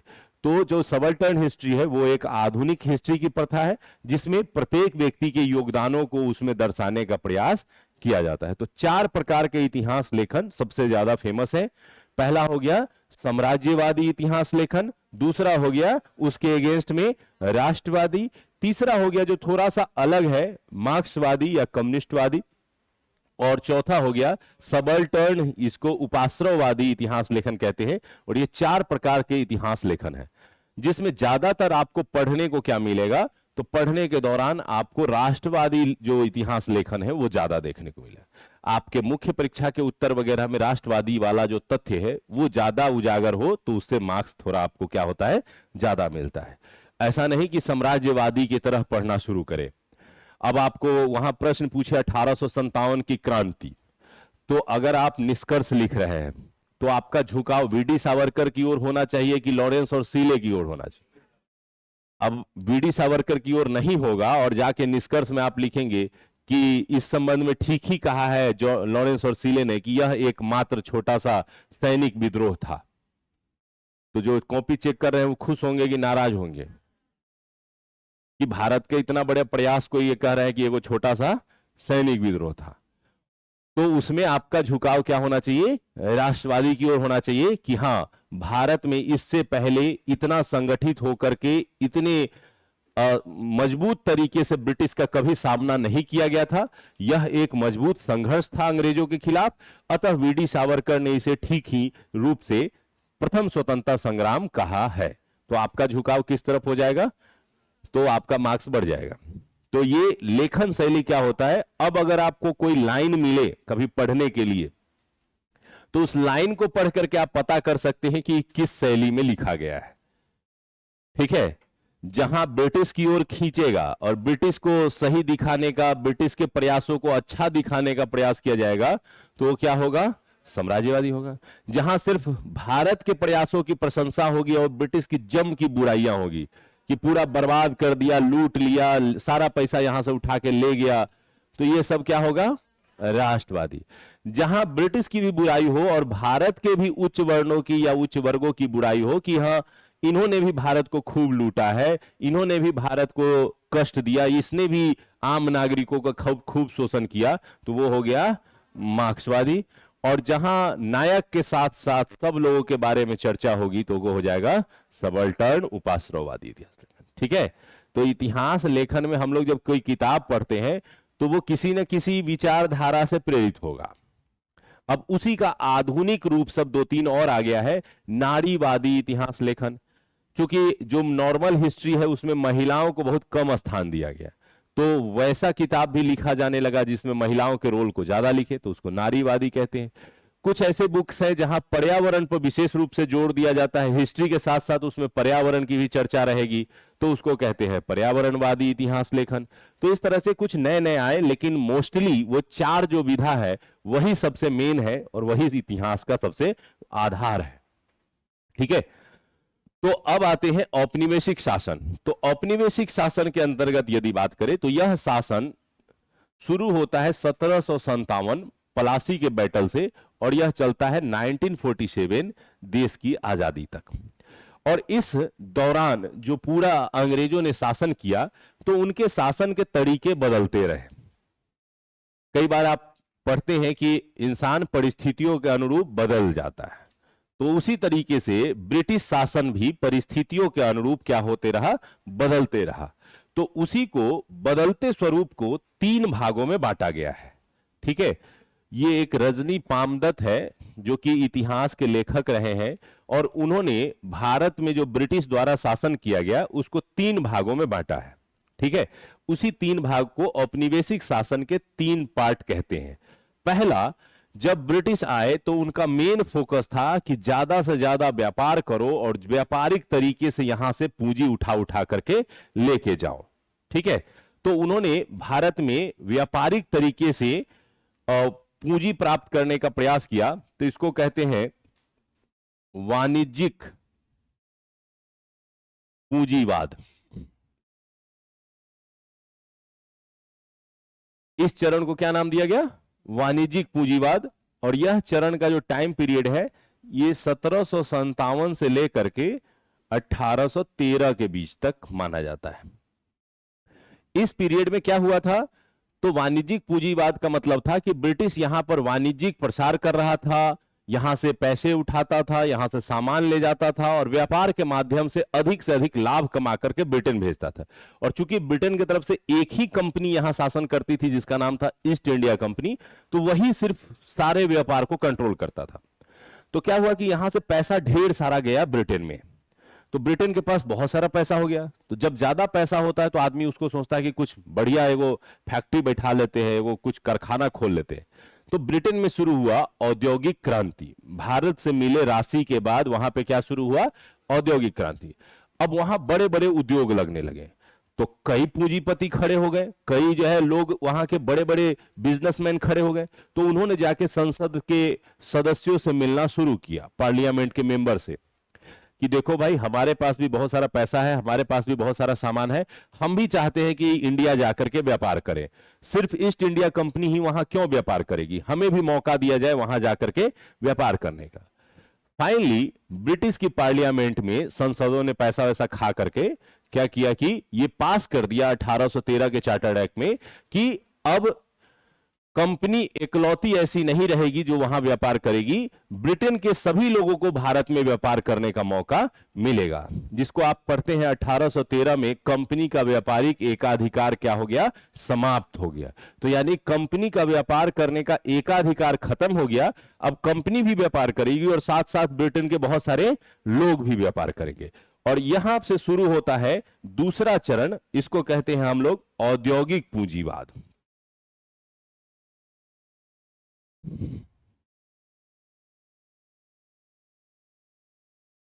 अब इसमें क्या हुआ औद्योगिक पूंजीवाद में? तो ब्रिटेन में उद्योग लग रहे हैं और उसी उद्योग का माल भारत में पहुंच रहा है और भारत में व्यापार हो रहा है, और इस तरीके से फिर भारत से पैसा ब्रिटेन जा रहा है। यह पीरियड माना जाता है 1813 से लेकर के 1858 तक। इसमें क्या हुआ कि ब्रिटेन में जो माल तैयार होता था फैक्ट्री में, वो भारत भेजा जाता था और भारत से बेच करके फिर उससे पैसे ब्रिटेन चले जाते थे। तो ये एक प्रकार का सर्किल बन गया था कि भारत क्या करता था? कच्चा माल उत्पादित करता था, कच्चा माल यहां से जाता था ब्रिटेन, फिर ब्रिटेन से क्या होता था? तैयार माल, यानी ब्रिटेन की फैक्ट्री में उसको तैयार किया जाता था, कपड़ा बना लिया जाता था और फिर भेज दिया जाता था कहां? भारत। भारत के लोग इसको खरीद लेते थे और फिर खरीदने के बाद पैसा जो है वो कहां चला जाता था? ब्रिटेन। और इस तरह का ये पूरा सर्किल काम करते रहता था। हर बार यही चल रहा था कि भारत से कच्चा माल जाएगा, वहां तैयार होगा, तैयार होके आएगा, लोग खरीदेंगे, उसको पैसे देंगे, ये पैसा फिर चला जाएगा कहां? ब्रिटेन। इसी को कहा जाता है औद्योगिक पूंजीवाद, यानी उद्योग के माध्यम से भारत का पूंजी कहां ट्रांसफर हो रहा है? ब्रिटेन में ट्रांसफर हो रहा है। फिर क्या हुआ कि अचानक 1857 की क्रांति हो गई। अब 1857 की क्रांति होते ही ब्रिटेन को यह डर लगने लगा कि हो सकता है भारत हमारे हाथ से निकल जाए। तो उन्होंने अपना पॉलिसी थोड़ा सा चेंज कर दिया और कहा कि थोड़ा सा भारत के लोगों को संतुष्ट करने की जरूरत है। वो डर गए हैं कि हमारा सारा पैसा यहां से जा रहा है। तो उन्होंने भारत में दिखावे के लिए क्या किया कि आपके डेवलपमेंट के लिए हम काम करते हैं। रेल आकर के बिछाना शुरू कर दिया, बैंक खोलना शुरू कर दिया, डाक व्यवस्था शुरू कर दी कि देखिए हम आपके भलाई के लिए कर रहे हैं। जबकि ये सब कुछ हो रहा था किस लिए? भारत की वस्तुओं को प्राप्त करने के लिए, भारत पर शासन को बनाए रखने के लिए। और इस दौर में शुरू हुआ निवेश। यानी जब ब्रिटेन में बहुत सारा पैसा जमा हो जाता है तो वो क्या करते हैं? सिंपल सा किसी एक व्यक्ति पर ही इसका उदाहरण ले सकते हैं कि एक व्यक्ति जो पहले कुछ पैसा कमाता है तो उसका मेन फोकस होता है कि खाना पीना ठीक ठाक से हो जाए। फिर थोड़ा पैसा उसका बढ़ जाता है तो उसके शौक बढ़ते हैं कि थोड़ा घर हो जाता है, गाड़ी हो जाती, हो जाएगा। वो भी हो गया तो अब क्या करेगा? अब उसके पास जो पैसे आएगा तो वो सूद पे देना शुरू करेगा, म्यूचुअल फंड में लगाएगा, शेयर मार्केट में डालेगा, इन्वेस्टमेंट करना शुरू करेगा। उसी तरीके से ब्रिटेन ने भी किया। पहले बार में उसने पूंजी प्राप्त की, पूंजी प्राप्त करने के बाद उसने उसको उद्योग में लगाया, उद्योग से भी पूंजी मिला। उसके बाद उसने क्या किया? ये सारे पूंजी को भारत में निवेश करना शुरू किया, इन्वेस्ट करना शुरू किया, और इसको कहते हैं वित्तीय पूंजीवाद।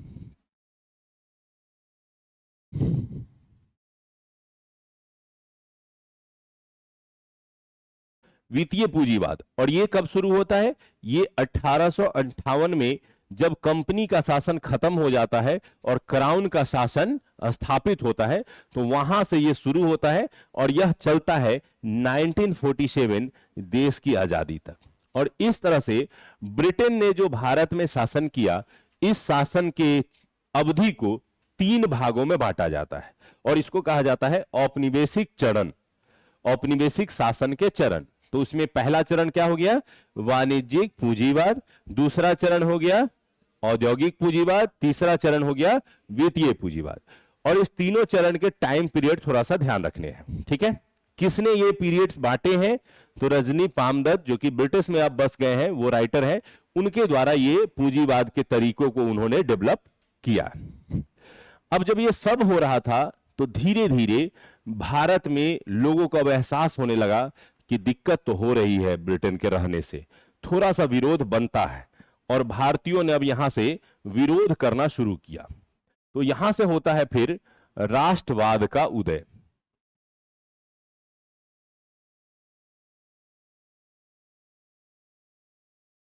राष्ट्रवाद का उदय, तीसरा चैप्टर हमारा होगा कि राष्ट्रवाद का उदय। अब यहां हम लोग कहानी को फिर से एक बार समझ लेते हैं। हमने पहले यह पढ़ा कि कई कंपनियां आई, उसमें से ब्रिटिश ने भारत पर शासन स्थापित कर दिया। यह हो गया हमारा पहला चैप्टर।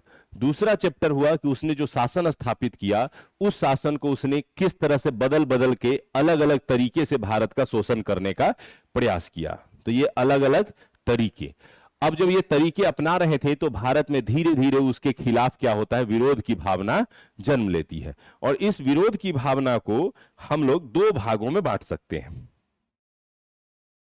राष्ट्रवाद के उदय को। एक प्रारंभिक राष्ट्रवाद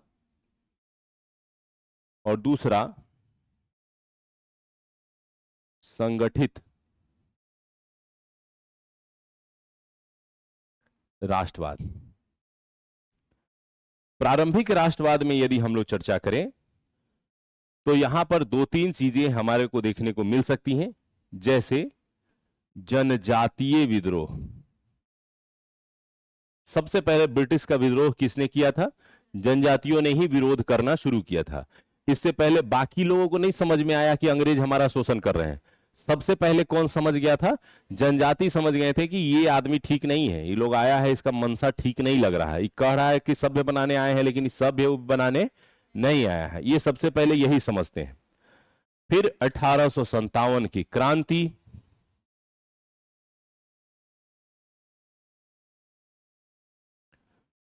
फिर किसान द्वारा किया गया विद्रोह, फिर कुछ नागरिक विद्रोह,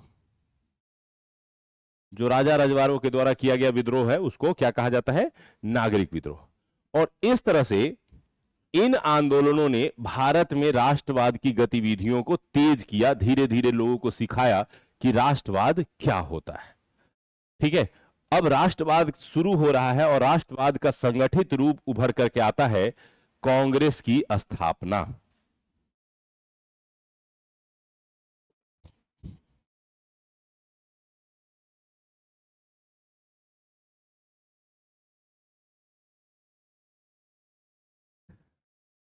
कांग्रेस की स्थापना। तो राष्ट्रवाद का जो सबसे बेहतर विकल्प या बेहतर जो संगठित रूप उभर करके तब आया जब कांग्रेस की स्थापना हुई। और कांग्रेस की स्थापना कब होती है? 28 दिसंबर 1885। अब कांग्रेस ने भी काम करना शुरू किया। अब सोचिए कि एक मजबूत सा शासन व्यवस्था अंग्रेजों का, जिसमें उसके पास सैनिक है, सब कुछ है, पूरा पावर है, राजा रजवाड़ा भी ज्यादातर अंग्रेजों की ही बात सुनते हैं। और वैसे संगठन, वैसे समय में एक छोटा सा संगठन बनता है जिसका नाम है कांग्रेस। तो क्या वह संगठन पहले दिन यह घोषणा करेगा कि चलो आज अंग्रेजों को मार करके भगा देते हैं यहां से? कभी नहीं कोशिश करेगा। क्यों नहीं करेगा? क्योंकि वो इतने बड़े मजबूत शासन से अभी लड़ने के लिए तैयार नहीं है। तो उन्होंने क्या किया कि शुरू में तरीका अपनाया कि ठीक है, हम लोग बातचीत के माध्यम से कुछ सुधार करवाएंगे। कुछ लिखित रूप में हम लोग उनसे मांगेंगे कि ये समस्याएं हैं हमारी, इन समस्याओं को सुना जाए, इनको ठीक किया जाए। तो उन्होंने शुरुआती तरीके में शांत स्वभाव वाला, उदार व्यवहार वाला तरीका अपनाया। तो कांग्रेस के भी जो काम करने के तरीके रहे उसको 3 भागों में बांटा जाता है। पहला तरीका हो गया कि उन्होंने शांति से जो है काम करने का प्रयास किया, तो इसको कहते हैं उदारवादी चरण।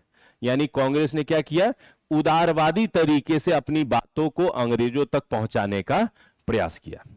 ये 1885 से लेकर 1905 तक चला। इस दौरान जितने भी प्रमुख नेता आपके नाम सुने होंगे आपने, दादा भाई नौरोजी थे, फिरोज शाह मेहता थे, रास बिहारी घोष थे, गोपाल कृष्ण, इसके अलावा जो है कई नेता, फिरोज शाह, केटी तैलंग और कई ऐसे नेता जो इस दौरान कांग्रेस के अध्यक्ष बन रहे थे, सब क्या थे, उदारवादी नेता थे। इन्होंने उदारवादी तरीके से भारत में शासन बदलने पर जोर देने का प्रयास किया। नहीं आया उतना बदलाव, और अंग्रेजों ने उल्टा 1905 में बढ़ते राष्ट्रवाद को देख करके बंगाल का विभाजन कर दिया।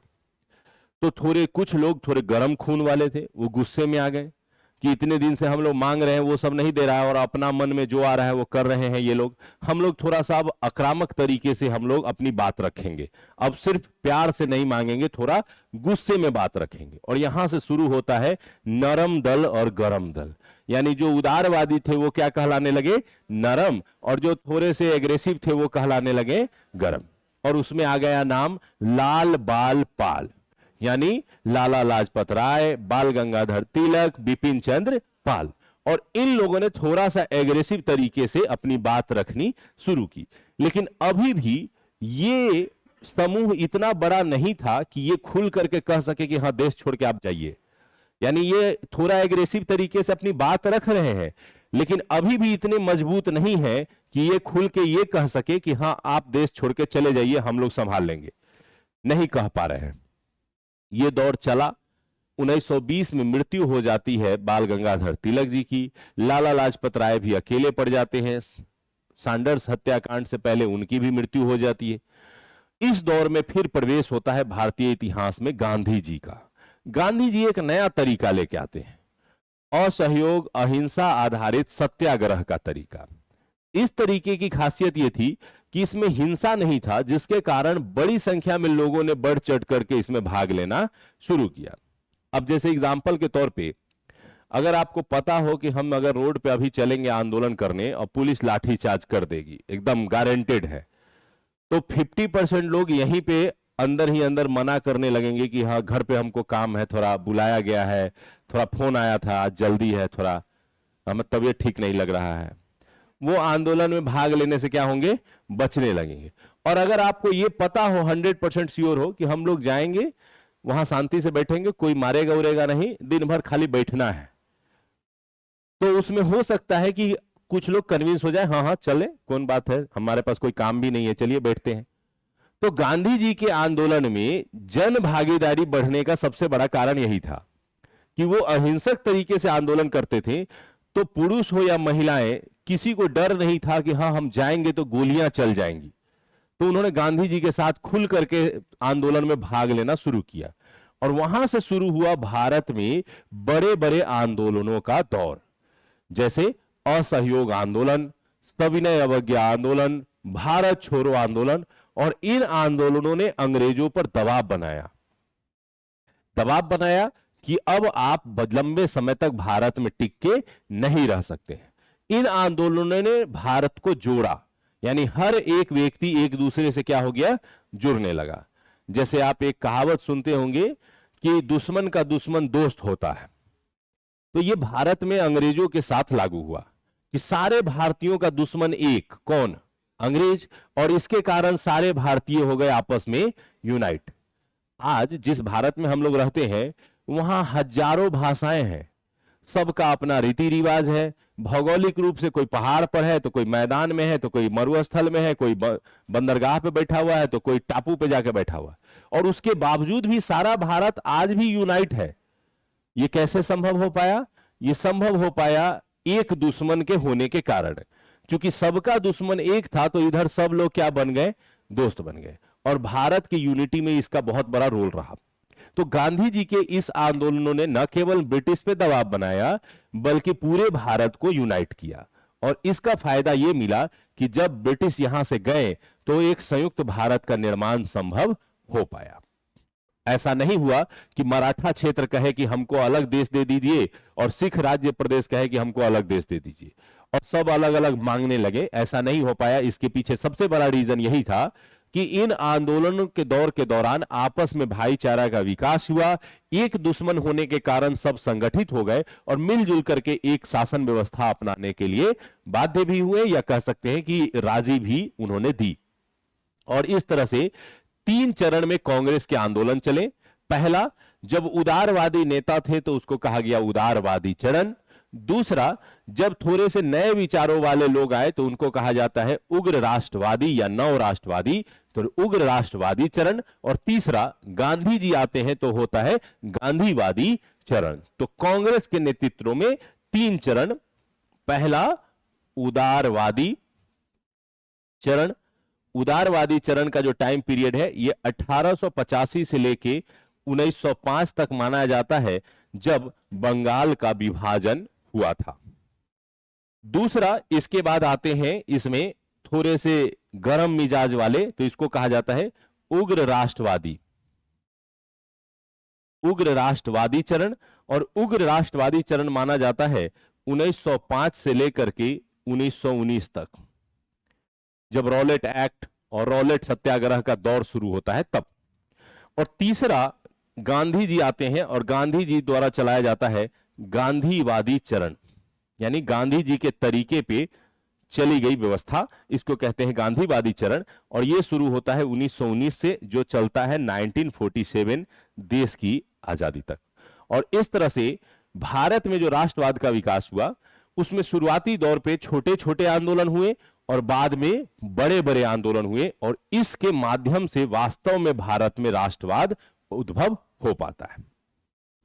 इन राष्ट्रवाद के विकास के क्रम में एक चीज और ध्यान रख सकते हैं कि इस राष्ट्रवाद को बढ़ावा देने में एक और योगदान था महत्वपूर्ण, वो था सामाजिक धार्मिक सुधार आंदोलन।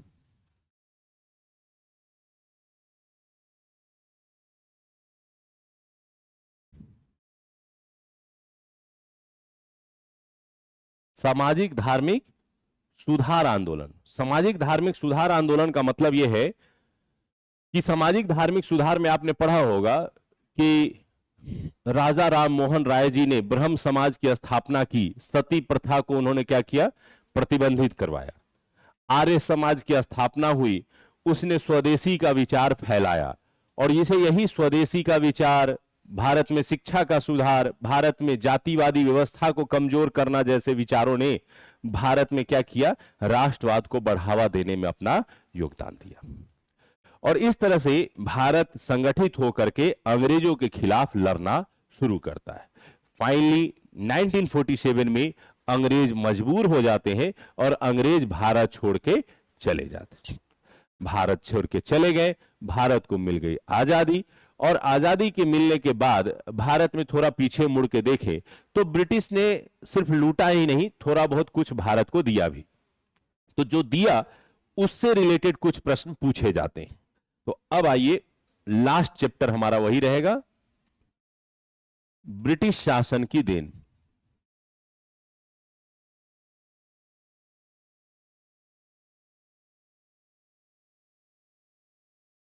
ब्रिटिश शासन की देन। और ब्रिटिश शासन की देन में यदि हम लोग देखें तो 2-3 बिंदु याद रख सकते हैं, या यहां से प्रश्न आते हैं। प्रेस का विकास कैसे हुआ? शिक्षा का विकास कैसे हुआ?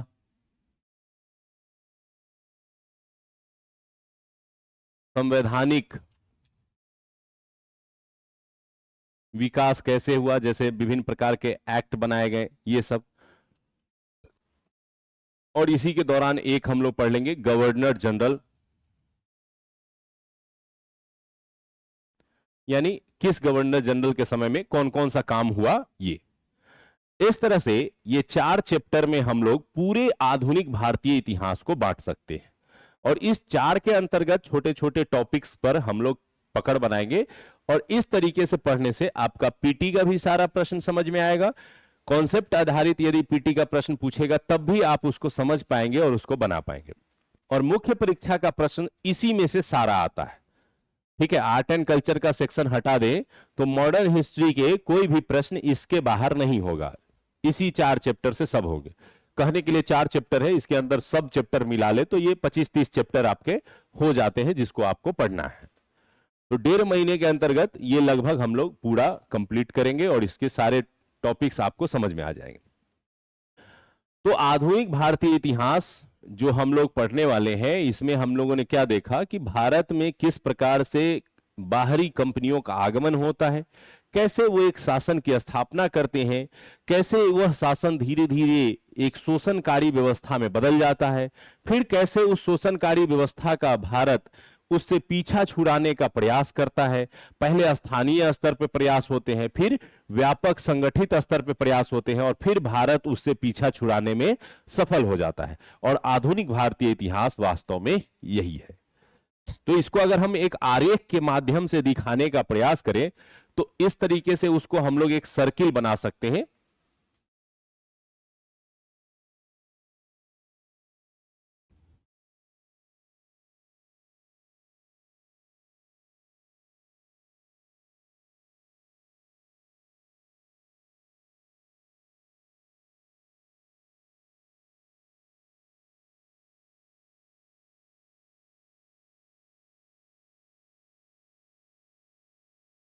कंपनियों का आगमन, और कंपनियों ने क्या किया, ब्रिटिश शासन की स्थापना,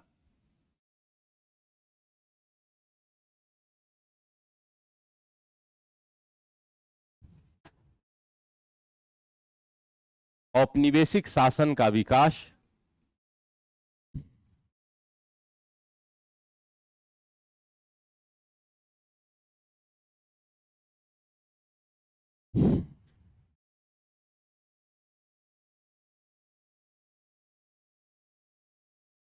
और फिर शुरू होता है स्थानीय विद्रोह,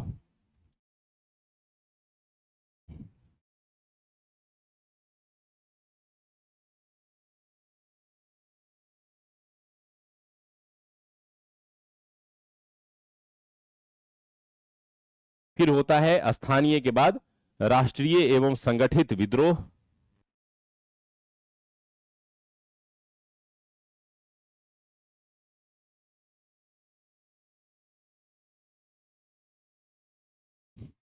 और इन विद्रोहों का परिणाम रहा ब्रिटिश शासन का अंत और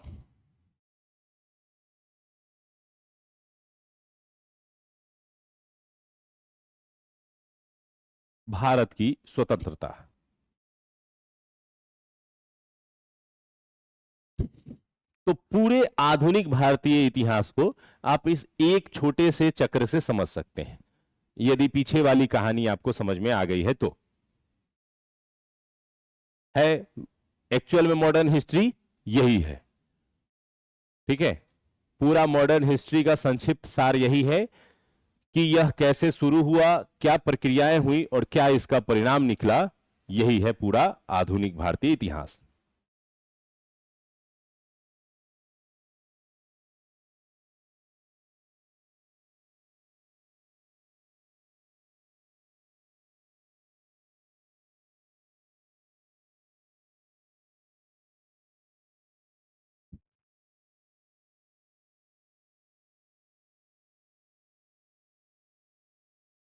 समझ में आया यहां तक?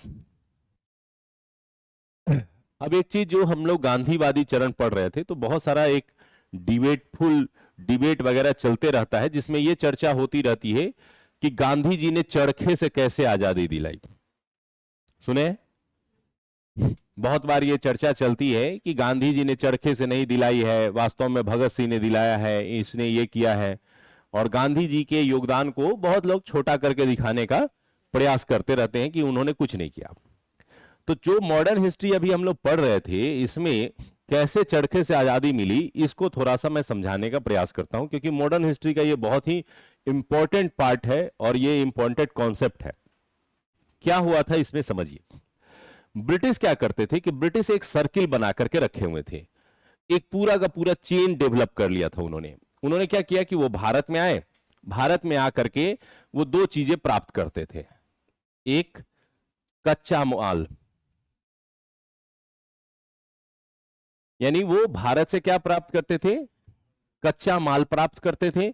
साथ ही साथ धीरे धीरे वो यहां से क्या प्राप्त करने लगे, तो टैक्स। टैक्स का मतलब यहां क्या हो गया कि वो यहां से पैसा भी प्राप्त करने लगे। ये ब्रिटिश जब शुरू में आए तो खरीद के ले जाते थे, तो सिर्फ क्या ले जाते थे, कच्चा माल। बाद में जब वो शासन करने लगे तो उनको टैक्स भी मिलने लगा, और टैक्स से क्या मिलने लगा, पैसा मिलने लगा। अब ये पैसा कहां जा रहा है, ब्रिटेन में जा रहा है। ब्रिटेन में जब ये पहुंचता है तो ब्रिटेन में क्या किया जाता है, इसी पैसे से फैक्ट्री लगाई जाती है और इसी कच्चे माल को उस फैक्ट्री में यूज किया जाता है। और फिर वहां क्या शुरू हो जाता है, औद्योगिक क्रांति। अब औद्योगिक क्रांति शुरू हो गई। औद्योगिक क्रांति से क्या होगा, तो तैयार माल, यहां से क्या निकलेगा, तो बना हुआ उत्पाद। बने हुए उत्पाद मतलब सिंपल सा एक उदाहरण ले सकते हैं कि यहां से वो कपास ले जा रहे हैं और वहां पर क्या कर रहे हैं, उसको वो कपड़े में बदल दे रहे हैं और कपड़े का शर्ट पैंट बना करके बेचना शुरू कर रहे हैं। अब ये वहां से तैयार माल, और तैयार माल कहां पहुंच रहा है, भारत के बाजार में।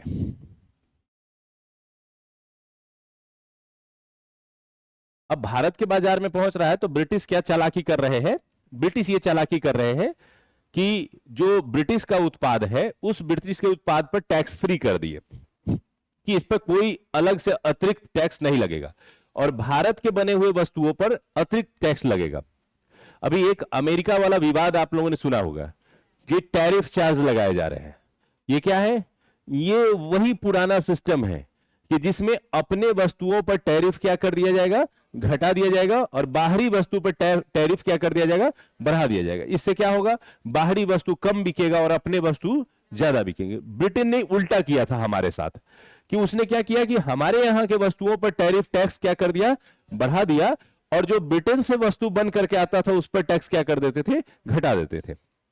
अब बाजार में एक आदमी पहुंचता है भारतीय, उसके पास दो ऑप्शन पड़े हुए हैं, एक ब्रिटेन का कपड़ा रखा हुआ है और एक भारत में हाथ से बना हुआ जो सूत काटने का मशीन होता है, चरखा होता है, उसका कपड़ा बना हुआ रखा हुआ है। अब उसको दोनों में से चुनना है कि कौन सा खरीदे। वो जाता है, देखता है कि कपड़े जो मशीन में बन के आए हैं वो थोड़ा सा देखने में क्वालिटी वाइज क्या लगेंगे, देखने में अच्छे लगेंगे, क्योंकि ये हाथ से बना हुआ है और वो क्या है, मशीन से बना हुआ है।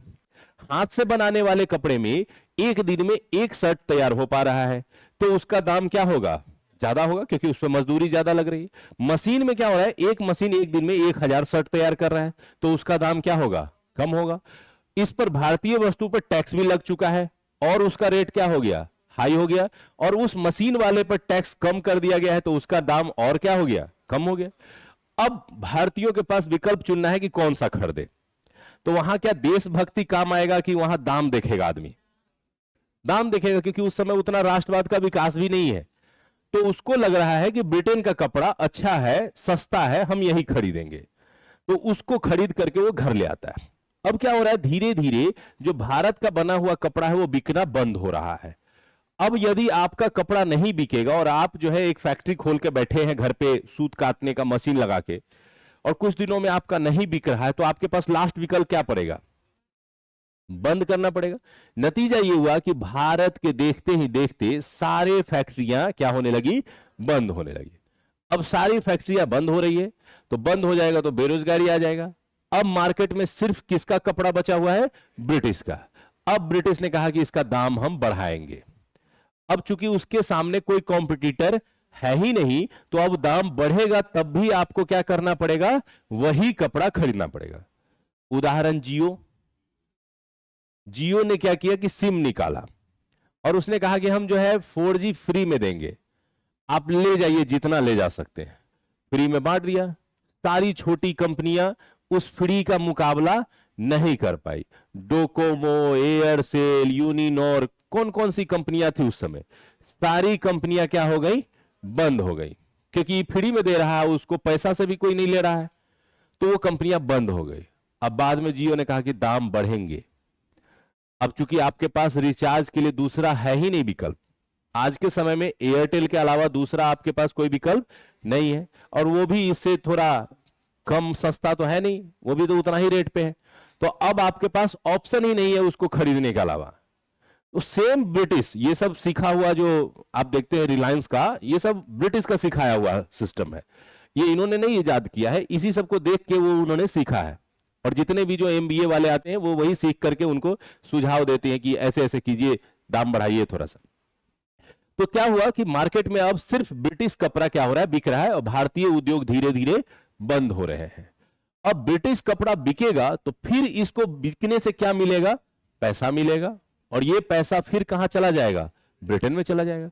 तो भारत से वो कच्चा माल, टैक्स का पैसा, और फिर उसी पैसे से बना के वस्तु फिर बाजार में बेच करके फिर पैसा, यानी भारत से भारतीय पैसे और संसाधन हर तरह से घूम फिर के कहां जा रहा है, ब्रिटेन जा रहा है। और इसी चीज को पकड़ा दादा भाई नौरोजी ने और सिद्धांत दिया धन का निष्कासन सिद्धांत, जो पढ़ते हैं कि भारत से बड़ा ही मात्रा में धन बहाव होकर के कहां जा रहा था, ब्रिटेन में। तो ये वही बहाव है कि हर माध्यम से पैसा जो है वो कहां जा रहा है, तो ब्रिटेन जा रहा है।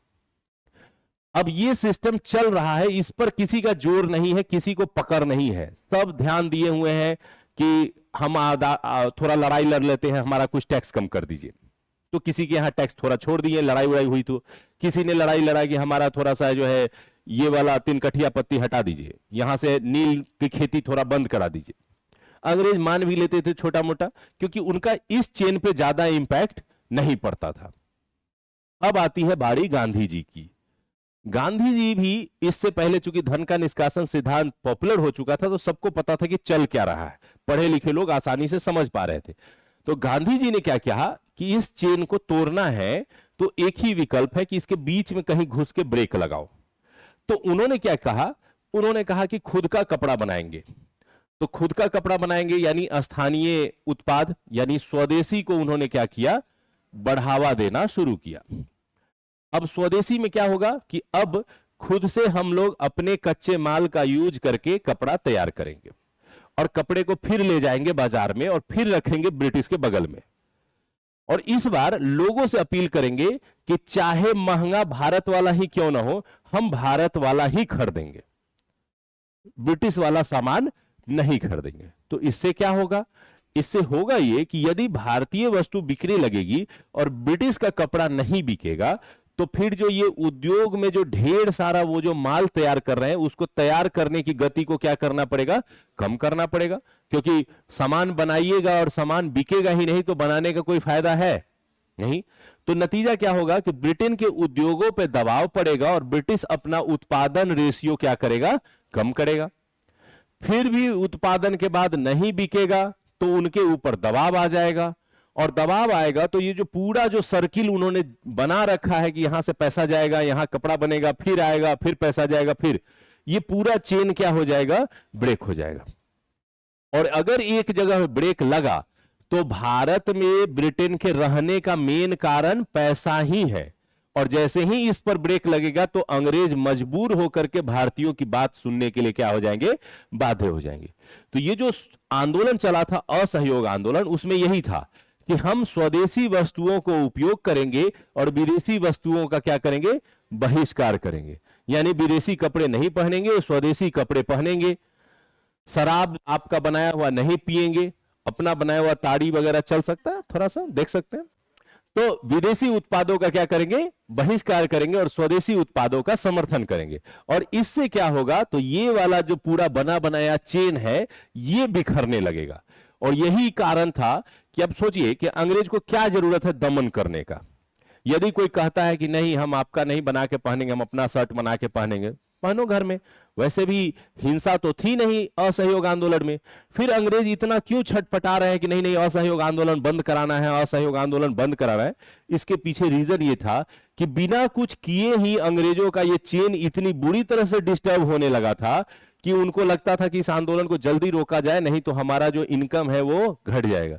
कहा जाता है कि उस 2 साल के पीरियड में लगभग 50% जो उनका भारत में आयात हो रहा था ब्रिटेन से कपड़ा, वो घट गया था।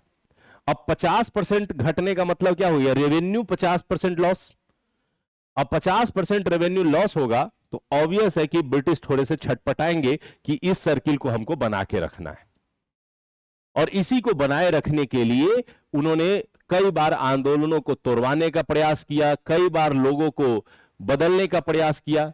उन्होंने यहां तक कोशिश की कि भारत के लोगों को अंग्रेजी सिखाओ, जानबूझ करके ये उनके मन में धारणा फैलाओ कि जो मेरा कपड़ा पहनेगा वो स्टैंडर्ड पर्सनालिटी कहलाएगा, और जो धोती कुर्ता पहनेगा वो निम्न समूह कहलाएगा, ये पिछड़ा हुआ कहलाएगा, ये रूढ़िवादी कहलाएगा। लोगों के मानसिकता पर भी उन्होंने प्रहार करना शुरू किया, और जिसको कहते हैं आइडियोलॉजिकल सुप्रीमेसी, यानी एक तरह से वैचारिक रूप से प्रभुत्व स्थापित करना कि जो हमारे साथ है, हमारे तरीके से जी रहे हैं, वो सोसाइटी के सबसे स्टैंडर्ड पर्सनालिटी है, और जो गांधी जी के साथ चल रहे हैं वो लोग रूढ़िवादी हैं। तो पूरी कोशिश उन्होंने हर तरकीब लगाई थी, लेकिन गांधी जी ने इस छोटे से इस प्रयास से, और इस प्रयास में भारत के अधिकांश लोगों को जोड़ने के कारण इन्होंने इस सर्किल को बहुत हद तक प्रभावित किया, और इसी कारण से अंग्रेज दबाव में आ जाते थे, बिना लड़े ही वो दबाव उस पर क्रिएट कर देते थे, और इसके पीछे सबसे बड़ा कारण यही था। ठीक है, और इसी कारण से जो है अंग्रेज परेशान होते थे, गांधी जी के अगेंस्ट में जाते थे, आंदोलन को खत्म कराने का प्रयास करते थे। नहीं तो अहिंसक आंदोलन से किसी को क्या लॉस है, चुपचाप रोड पर बैठ के धरना देते रहिए, भूख हड़ताल में मर भी जाइएगा तो उसको ब्रिटेन को क्या फर्क पड़ता है। लेकिन फर्क पड़ रहा था कि इस चेन पे उसका आमदनी क्या हो रहा था, घटने लगता था। ठीक है, तो ये सब आंदोलन के पार्ट्स थे, कैसे आंदोलन में होते हैं ये आगे जब हम लोग गांधीवादी आंदोलन पढ़ेंगे तो इस तरह के बहुत सारे चीजें हैं जो कि आपको समझने और जानने का मौका मिलेगा। ठीक है, तो अभी जो हम लोग चर्चा कर रहे थे वो मोस्टली सबसे इंपॉर्टेंट यही था। ये हमारा पूरा सिलेबस है आधुनिक भारतीय इतिहास का।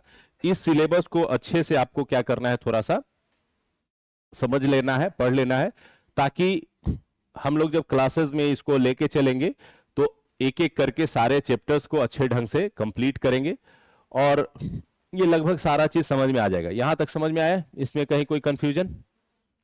समझ में आ गया?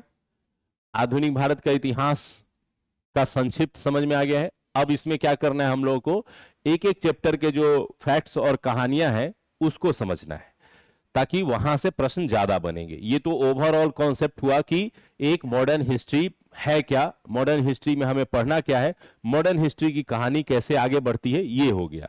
अब इसमें एक एक चैप्टर के अंतर्गत बहुत सारे फैक्ट्स मिलेंगे। कुछ ऐसे चैप्टर जैसे यहां से शुरू होगा स्पेशली आपका मेंस वाला पार्ट, इधर तक मेंस कम रहेगा, ये सब ज्यादातर पीटी के पार्ट्स हैं, फैक्ट वाले पार्ट्स हैं। यहां से जो कॉन्सेप्ट आधारित मेंस वाले पार्ट्स भी शुरू हो जाएंगे, तो आपको मेंस वाली चीजें भी इसमें मिलेंगी पढ़ने को। ठीक है, कोई क्वेश्चन यहां तक? हाँ, ये जो कांग्रेस की स्थापना के बाद जो ये 3 चरण है, तो इसी के साथ साथ यहां पर क्रांतिकारी चरण भी इसी के साथ साथ चलता है। एक तरफ गांधीवादी आंदोलन चल रहा होता है और उसी दौरान क्रांतिकारी आंदोलन भी चल रहा था। जैसे गांधी जी इधर आंदोलन कर रहे हैं और उधर भगत सिंह अपने दिशा में काम कर रहे हैं, तो ये भी क्रांतिकारी जो है इसी दौरान हम लोग पढ़ेंगे कि जब संगठित रूप से आंदोलन शुरू होता है तो उसमें कांग्रेस के साथ साथ कैसे क्रांतिकारी धारा का विकास हुआ था, तो उसी दौरान हम लोग पढ़ेंगे। ठीक है, और कोई प्रश्न?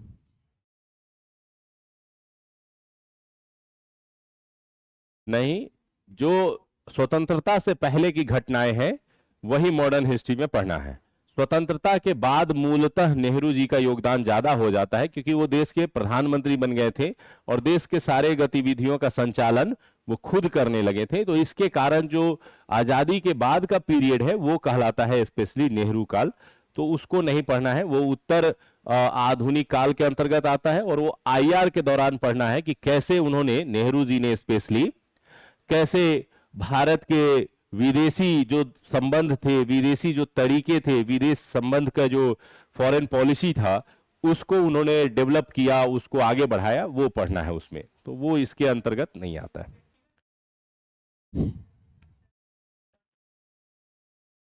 वो विचार पढ़ना है, वो विचार स्पेशली मेंस का सिलेबस है, व्यक्तिगत विचार पीटी के दौरान जो जो टॉपिक के अंतर्गत जो व्यक्ति हम लोगों को पढ़ने हैं, उसमें खास करके गांधी जी पढ़ना है और स्वामी सहजानंद सरस्वती वगैरह आएंगे, तो उसको हम लोग पढ़ लेंगे। बाकी कुछ ऐसे टॉपिक है जो मेंस के लिए अलग से पढ़ना पड़ता है, ठीक है, जो पीटी में है ही नहीं, तो उसको पढ़ने का कोई फायदा नहीं, वो मेंस के समय पढ़ा जाता है। हाँ बिल्कुल।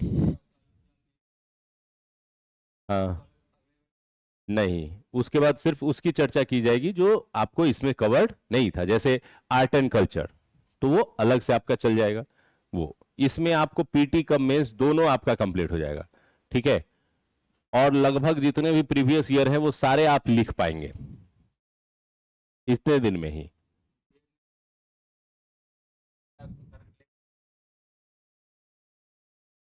ये फाउंडेशन है ये, इसमें कोई वो फिक्स टाइमिंग नहीं है कि हाँ हम इतने तारीख को खत्म करें। नहीं तो जो है 71st वाले लोग बच्चे बैठे हुए हैं इसमें, उनको टारगेट है, उनका सिलेबस खत्म होगा। हाँ बिल्कुल, पीटी तक का चीज निश्चित रूप से खत्म रहेगा, वो इसमें टारगेट है। फिर जो थोड़ा बहुत मेंस का बचेगा वो पीटी के बाद कराया जाए, क्योंकि ऑलवेज हम लोग को अपने पॉलिसी में यही प्रयास करना पड़ता है कि बच्चे की जरूरत अभी किस चीज की है।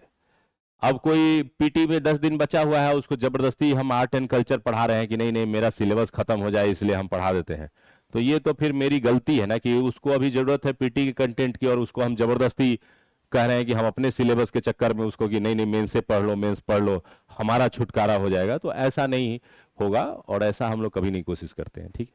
तो जो जरूरत की चीजें हैं उसको हम लोग करेंगे और उसी पर काम करेंगे, ठीक है। यहां तक समझ में आ गया।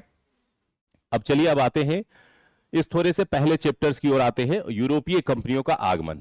तो चलिए हेडिंग दीजिए, यूरोपीय कंपनियों का, बोलिए। हाँ,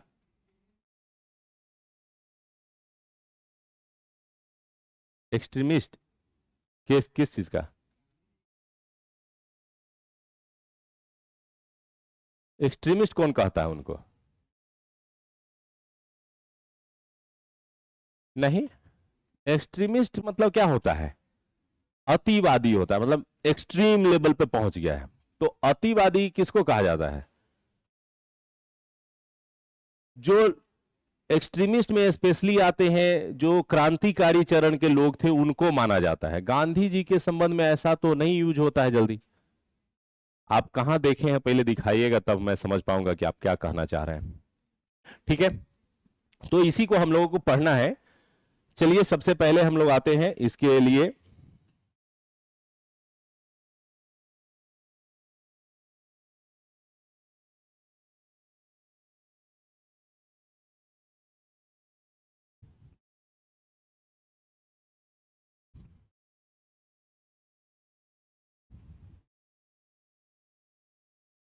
यूरोपीय कंपनियों का आगमन, ठीक है। इसके अंतर्गत हम लोग क्या क्या पढ़ने वाले हैं?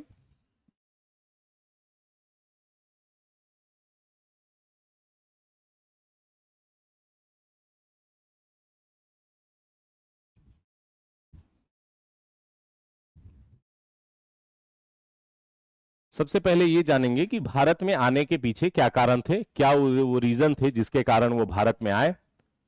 दूसरा फिर पढ़ेंगे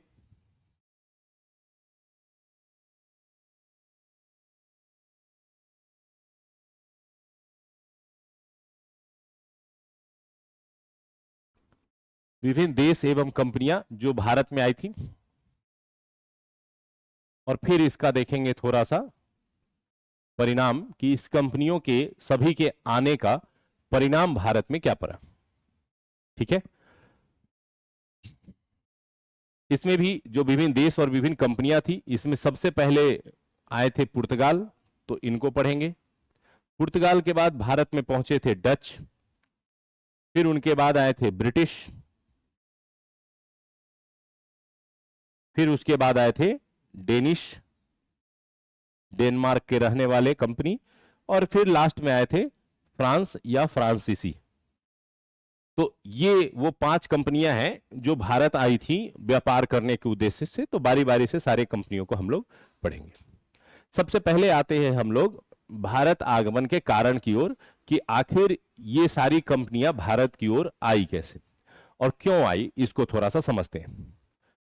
इसको समझने के क्रम में जो सबसे इंपॉर्टेंट चीज है कि एक भारत का मानचित्र आपको थोड़ा सा ध्यान में रखना है, और पूरे मॉडर्न हिस्ट्री के दौरान आपको 10-15 बार कम से कम मानचित्र बनाना पड़ेगा। तो थोड़ा सा भारत का मानचित्र बनाना जरूर सीख लीजिएगा।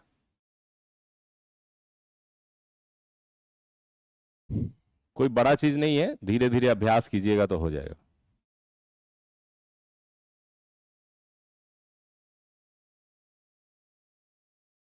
ये भारत का मानचित्र अभी का है, लेकिन उस समय के हम क्षेत्र में मिलाएं तो बांग्लादेश भी क्या था, भारत का पार्ट था। इधर पाकिस्तान और अफगानिस्तान सीमा तक यह भारतीय प्रदेश ही माना जाता था।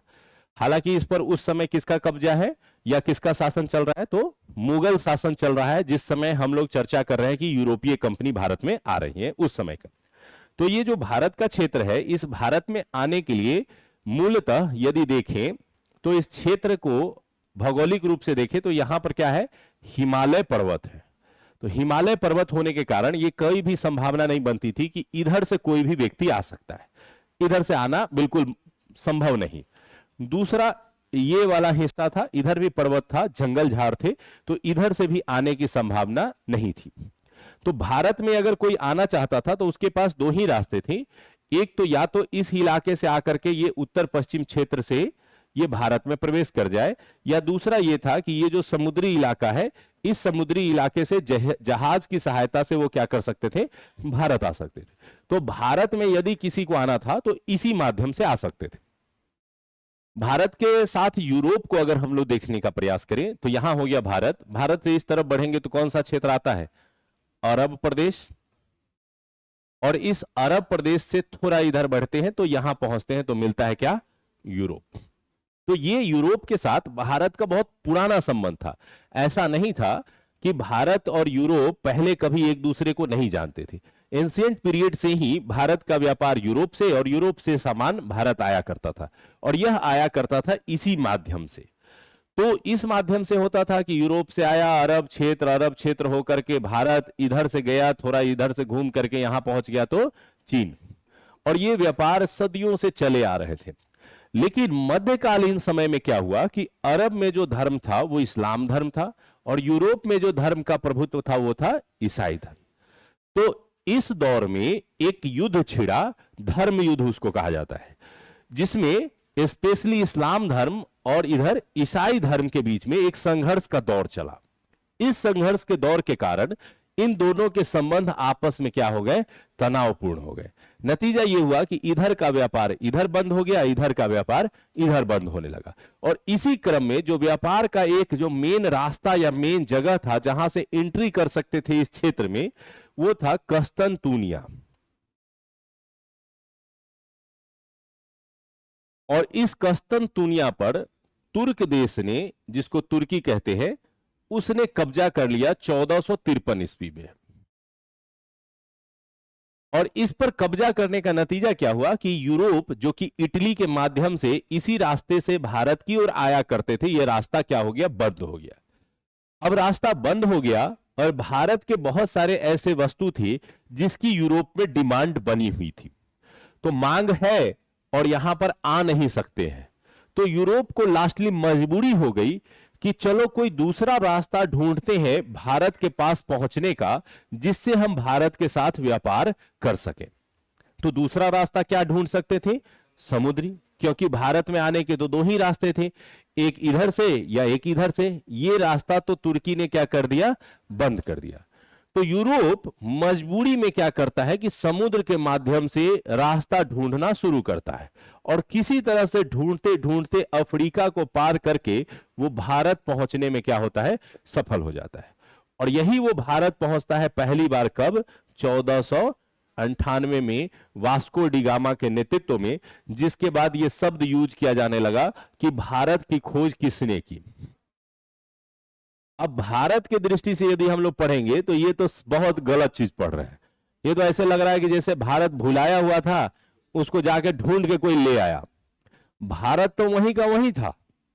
ये लाइन जो है एक्चुअली यूरोप के राइटर्स ने खोजी, क्योंकि यूरोप को समुद्री माध्यम से खोज करके किसने दिया भारत को? तो वास्को डी गामा ने। और इसलिए यूरोपियन राइटर्स ने यह प्रयोग करना शुरू किया कि भारत की खोज किसने की, भारत की खोज किसने की। और पहले साम्राज्यवादी लेखक आए और बाद में आए राष्ट्रवादी लेखक और मार्क्सवादी, तो उन्होंने उन्हीं के लाइन को कॉपी कर लिया कि भारत की खोज किसने की? तो वास्को डी गामा ने की। जबकि भारत ना तो गुम हुआ था और ना ही भारत को किसी ने ढूंढा था। तो ये भारत पहुंचे और भारत में पहुंच करके करने लगे व्यापार। और व्यापार में सिंपल सा वही गतिविधि कि यहां से सामान खरीदना है और ले जाकर के यूरोप के बाजार में बेचना है। लेकिन चूंकि ये समुद्री रास्ता बहुत कठिन था उस समय, क्योंकि जहाज बड़े बड़े आविष्कार नहीं हुए थे, बड़े बड़े मशीनों का आविष्कार नहीं हुआ था, तो इसके कारण इनके लिए यात्रा कठिन होता था, रिस्की होता था। यहां से वो सामान ले जाते थे, 1 साल में 2 साल में एक जहाज जाता था और फिर वहां बेचता था, फिर वापस आता था, फिर लेके जाता था। तो शुरुआती दौर में जब तक अच्छे नेवी का विकास नहीं हुआ था, यह व्यापार बहुत धीमा चला। व्यापार में तेजी आती है तब जब ब्रिटिश आ जाते हैं, थोड़ा नेवी मजबूत हो जाता है और भारत से तेजी से फिर व्यापार होना शुरू होता है। तो भारत में जो यूरोपीय कंपनी आए, उसके आने के पीछे यदि कारण में चले तो 4-5 जो है महत्वपूर्ण चीजें इसमें शामिल होती हैं। पहला, समुद्री मार्ग इसलिए खोजा गया क्योंकि कस्तनतुनिया का क्या हो गया था? पतन हो गया था। कस्तनतुनिया पर तुर्की का अधिकार हो गया था। तो यह हो गया समुद्री मार्ग खोजने के पीछे रीजन। अब आते हैं कि भारत आने के पीछे क्या रीजन था। तो भारत आने के पीछे रीजन था कि भारतीय वस्तुओं की मांग।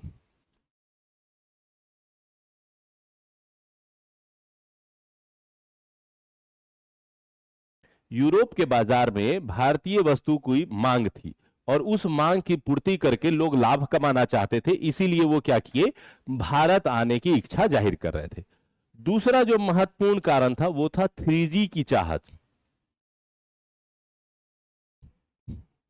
3G मतलब यहां 4G वाला 3G नहीं है, यहां 3G का मतलब है गॉड, गोल्ड और ग्लोरी। यानी यूरोप में उस समय पुनर्जागरण शुरू हो चुका था। ये लिखा देंगे, लिखने की जरूरत नहीं है, लिखवा देते हैं आराम से। तो यूरोप में क्या हुआ था कि पुनर्जागरण आया हुआ था और पुनर्जागरण के बाद वहां पर सभी देशों में एक प्रकार का कंपटीशन छिड़ गया कि कौन कितना बेहतर करके दिखाता है। तो हुआ ये कि ईसाई धर्म यूरोप में था, तो वो चाहते थे कि मेरा धर्म का प्रचार प्रसार हो, दूसरे दूसरे क्षेत्रों में भी ये धर्म जाए। तो पहला जो भारत आने का रीजन क्या हो गया? गॉड, यानी वो ईसाई धर्म को अलग अलग क्षेत्रों में पहुंचाना चाहते थे। दूसरा गोल्ड मीन्स भारत से व्यापार करना ताकि भारतीय संसाधनों को ले जाके यूरोप के बाजार में बेच सके। और तीसरा ग्लोरी, यानी एक प्रतिष्ठा स्थापित करना यूरोप में कि मेरा देश बड़ा बहुत ही महान है क्योंकि हमने जाकर के भारत जैसे देश को खोज लिया या एक नया रास्ता ढूंढ लिया। तो इससे उनकी प्रतिष्ठा क्या हो जाती है? स्थापित हो जाती थी।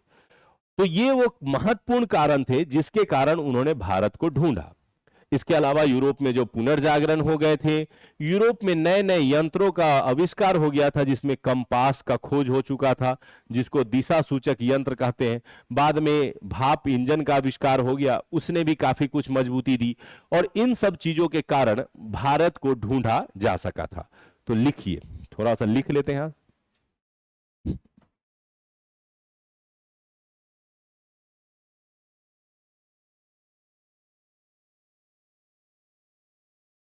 भौगोलिक दृष्टि से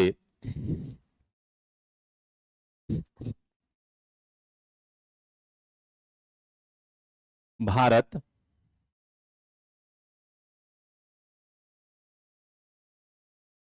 एशिया के दक्षिण भाग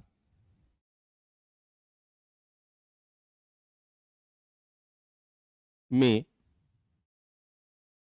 स्थित है।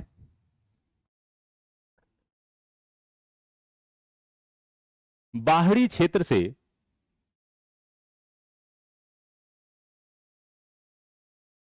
भारत में प्रवेश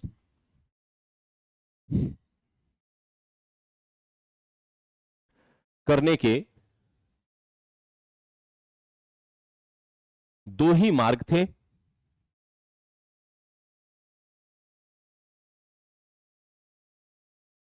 डैश पहला, उत्तर पश्चिम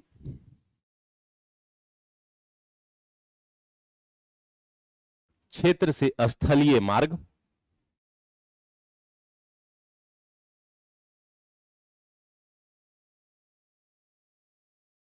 दूसरा,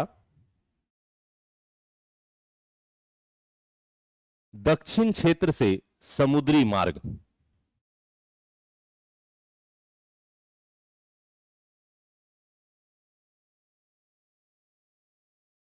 नेक्स्ट। पैराग्राफ चेंज करके लिख सकते हैं या पॉइंट बना के लिख सकते हैं। 1453 में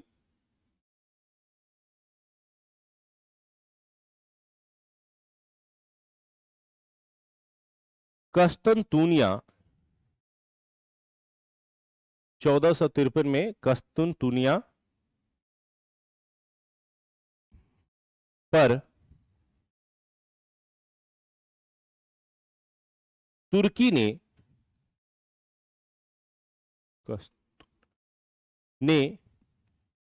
अधिकार कर लिया,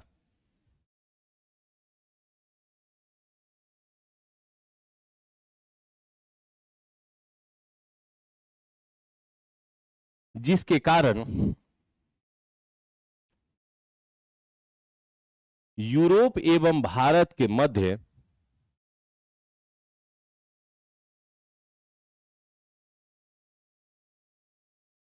सड़क मार्ग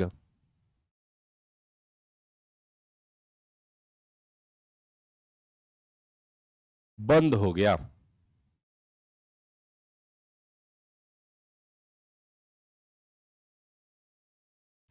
नेक्स्ट बुलेट में,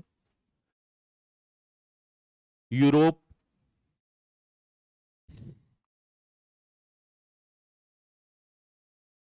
भारतीय वस्तु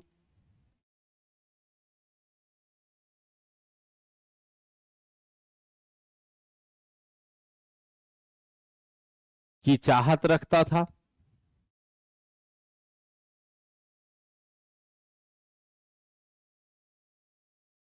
अतः उसने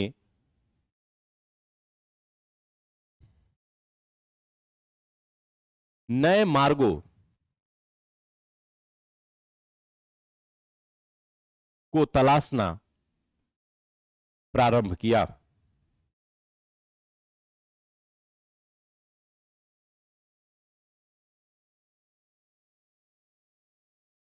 चौदह सौ अंठानवे में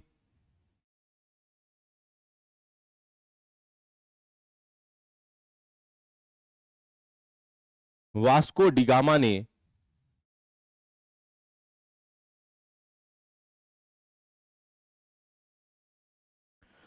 भारत के लिए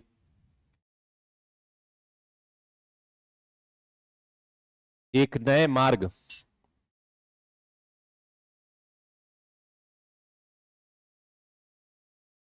अर्थात समुद्री मार्ग की खोज की।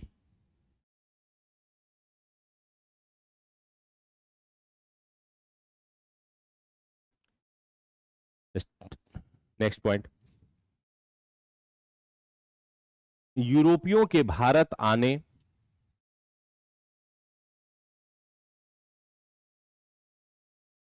के पीछे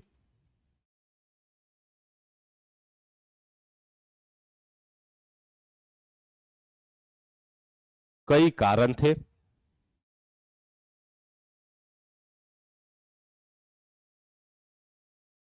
डैश पहला,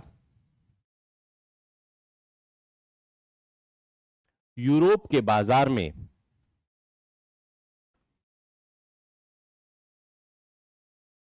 भारतीय वस्तुओं की मांग,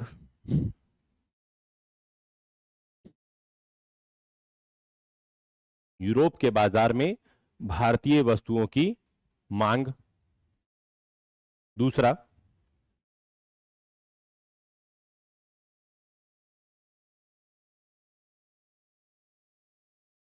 यूरोप में पुनर्जागरण के बाद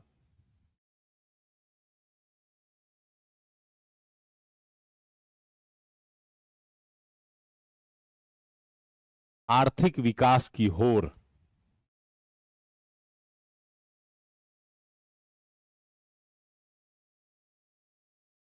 नेक्स्ट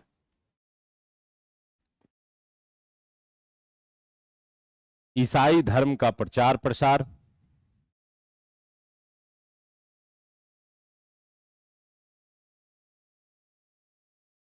कौमा धन की चाहत,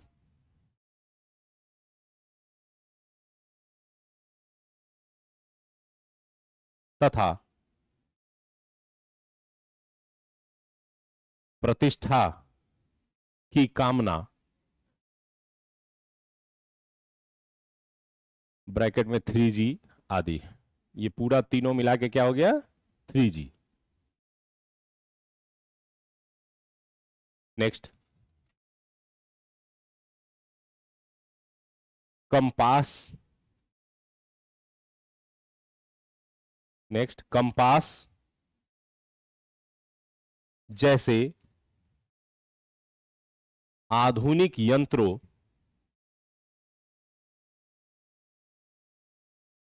का आविष्कार,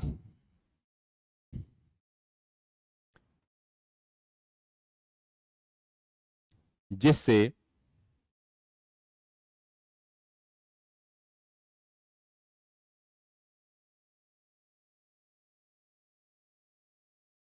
जल परिवहन का विकास,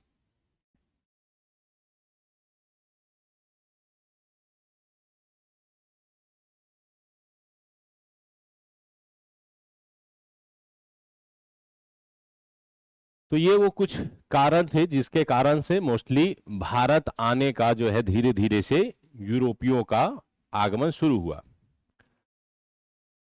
अब यूरोप में भारतीय वस्तुओं में स्पेशली दो तीन चीजों की बहुत ज्यादा मांग थी।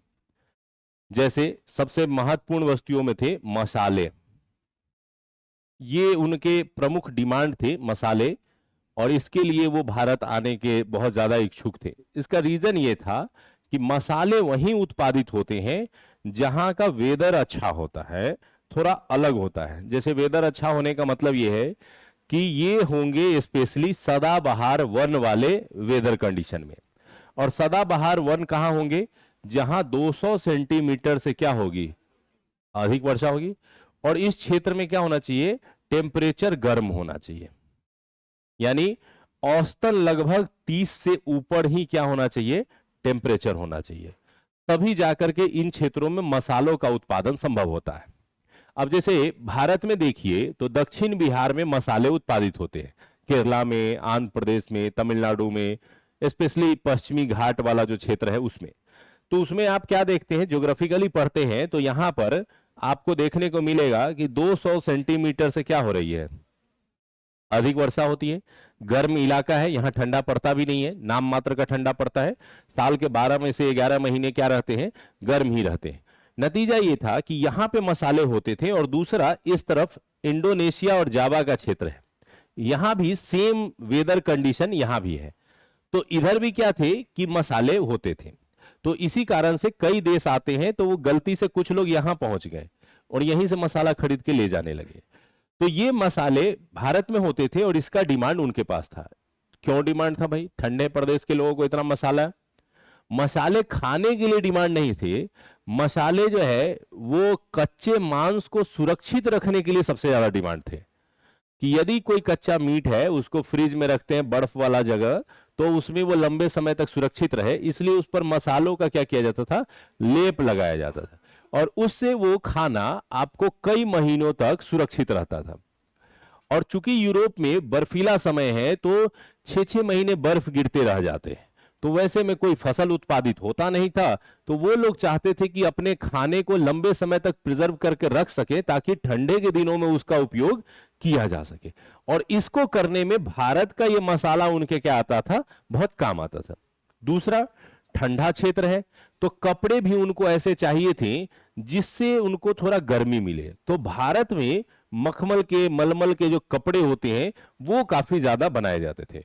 जो उनको काफी गर्मी प्रदान करते थे, खास करके ठंडे के दिनों में। तो ये सब वस्तुएं यूरोप में बहुत ज्यादा डिमांड में थी, और इन्हीं वस्तुओं के डिमांड को पूर्ति वो चाहते थे कि किसी भी तरीके से हो जाए। और यही कारण है कि इतना जान जोखिम में डाल के वास्को डी गामा समुद्र पार करके यहां तक पहुंचा। नहीं तो किसको शौक लगा है समुद्र में जाने का? कोई नहीं जाएगा, इतना लंबा रास्ता, वो भी पता नहीं है कि किधर से जाना है। फिर भी वो रिस्क लेके भारत आया। इसके पीछे रीजन यही था कि धन की चाहत थी और वहां की मजबूरी थी। मैंने एक लाइन बनाया था अपने पढ़ाई के दौरान कि अभाव ही फैलाव की जननी है। ये सबसे महत्वपूर्ण चीज है। यहां यूरोप में अभाव है किस चीज का? मसाले वो नहीं उत्पादित कर सकते हैं, क्योंकि उनके यहां का वेदर ठंडा है, और इसके लिए इसको क्या चाहिए? गर्म। वहां बारिश होती ही नहीं है, बर्फ गिरता है, तो मसाले कैसे होंगे? यहां तो क्या चाहिए? 200 सेंटीमीटर। तो वहां पे अभाव था। नतीजा ये था कि वो कहां आए? भारत आए। भारत के बारे में आज भी आप लोग सुनते होंगे कि भारत वह देश रहा है जिसने कभी किसी पर आक्रमण नहीं किया। क्यों नहीं किया? क्योंकि भारत में अभाव नहीं था। फैलाव वहीं होता है जहां पर अभाव होगा। भारत ने किसी पर इसलिए आक्रमण नहीं किया क्योंकि भारत एक मैदानी देश है जहां कृषि उत्पादन बहुत बढ़िया है। अब कृषि उत्पादन हो गया तो आपके भोजन की जरूरतें क्या हो गई? पूरी हो गई। और सबसे मेन जरूरत यही है।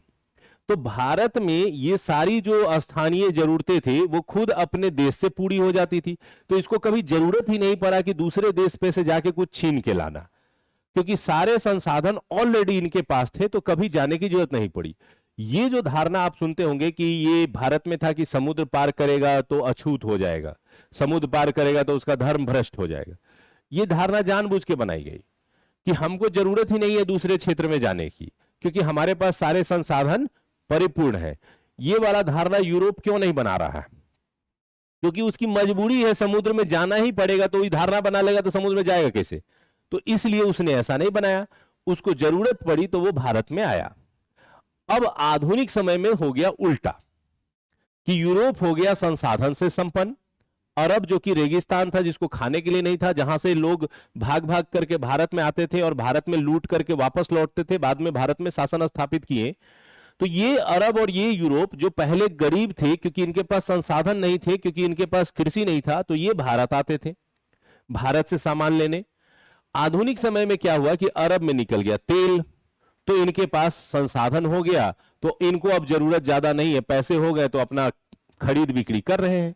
यूरोप भारत से लूट के ले गया, वहां औद्योगिकरण हो गया, वहां पे सब कुछ सिस्टम ठीक हो गया, तो उनको भी अब ज्यादा जरूरत नहीं है। तो अब भारत आ गया अभाव में। तो आधुनिक समय में अभी उत्तर, जो मैंने बताया कि उत्तर आधुनिक काल है, तो इस पीरियड में क्या देखने को मिल रहा है कि भारत में जनसंख्या बढ़ गई और भारत की जनसंख्या का बोझ उठाने में अब भारतीय संसाधन कम पड़ रहे हैं। नतीजा ये हो रहा है कि अब भारत के लोग आपको पूरे दुनिया में दिखेंगे। अब अमेरिका जाइए तो भारत के लोग बैठे हुए हैं, आप लंदन जाइए तो भारत के लोग बैठे हुए हैं, आप अरब जाइए, अरब के किसी देश में जाइएगा, कोई भी ऊंट चढ़ा रहा होगा तो समझिए कि भारत का ही होगा। तो अब भारत के लोगों की मजबूरी है कि अब इधर जा रहा है, इधर जा रहा है, क्योंकि अब भारत में क्या लागू हो गया? अभाव। पहले उनके पास था तो वो हमारे यहां आ रहे थे। फिर भारत में भी स्पेशली आइए बात करते हैं कहां की? बिहार में और ज्यादा अभाव है। तो भारत के किसी कोने में चले जाइए, आपको बिहारी ना मिले, ऐसा हो नहीं सकता है। तमिलनाडु में जाइए, पता चलेगा ये रिक्शा चला रहा है तो ये बिहार का है, ये यहां पर मजदूरी कर रहा है, ये बिहार का है। केरला में जाइए, वहां भी बिहारी बैठे हुए हैं। आप भारत के किसी भी राज्य में चले जाइए, वहां आपको बिहार का आदमी मिलेगा ही मिलेगा। क्यों मिल रहा है भाई? ऐसा बिहारी फुर्सत में इतना टूरिज्म करने वाला नहीं, टूरिज्म नहीं कर रहा है, वो वास्तव में क्या कर रहा है? अपने अभाव की पूर्ति के लिए वहां पहुंचा है।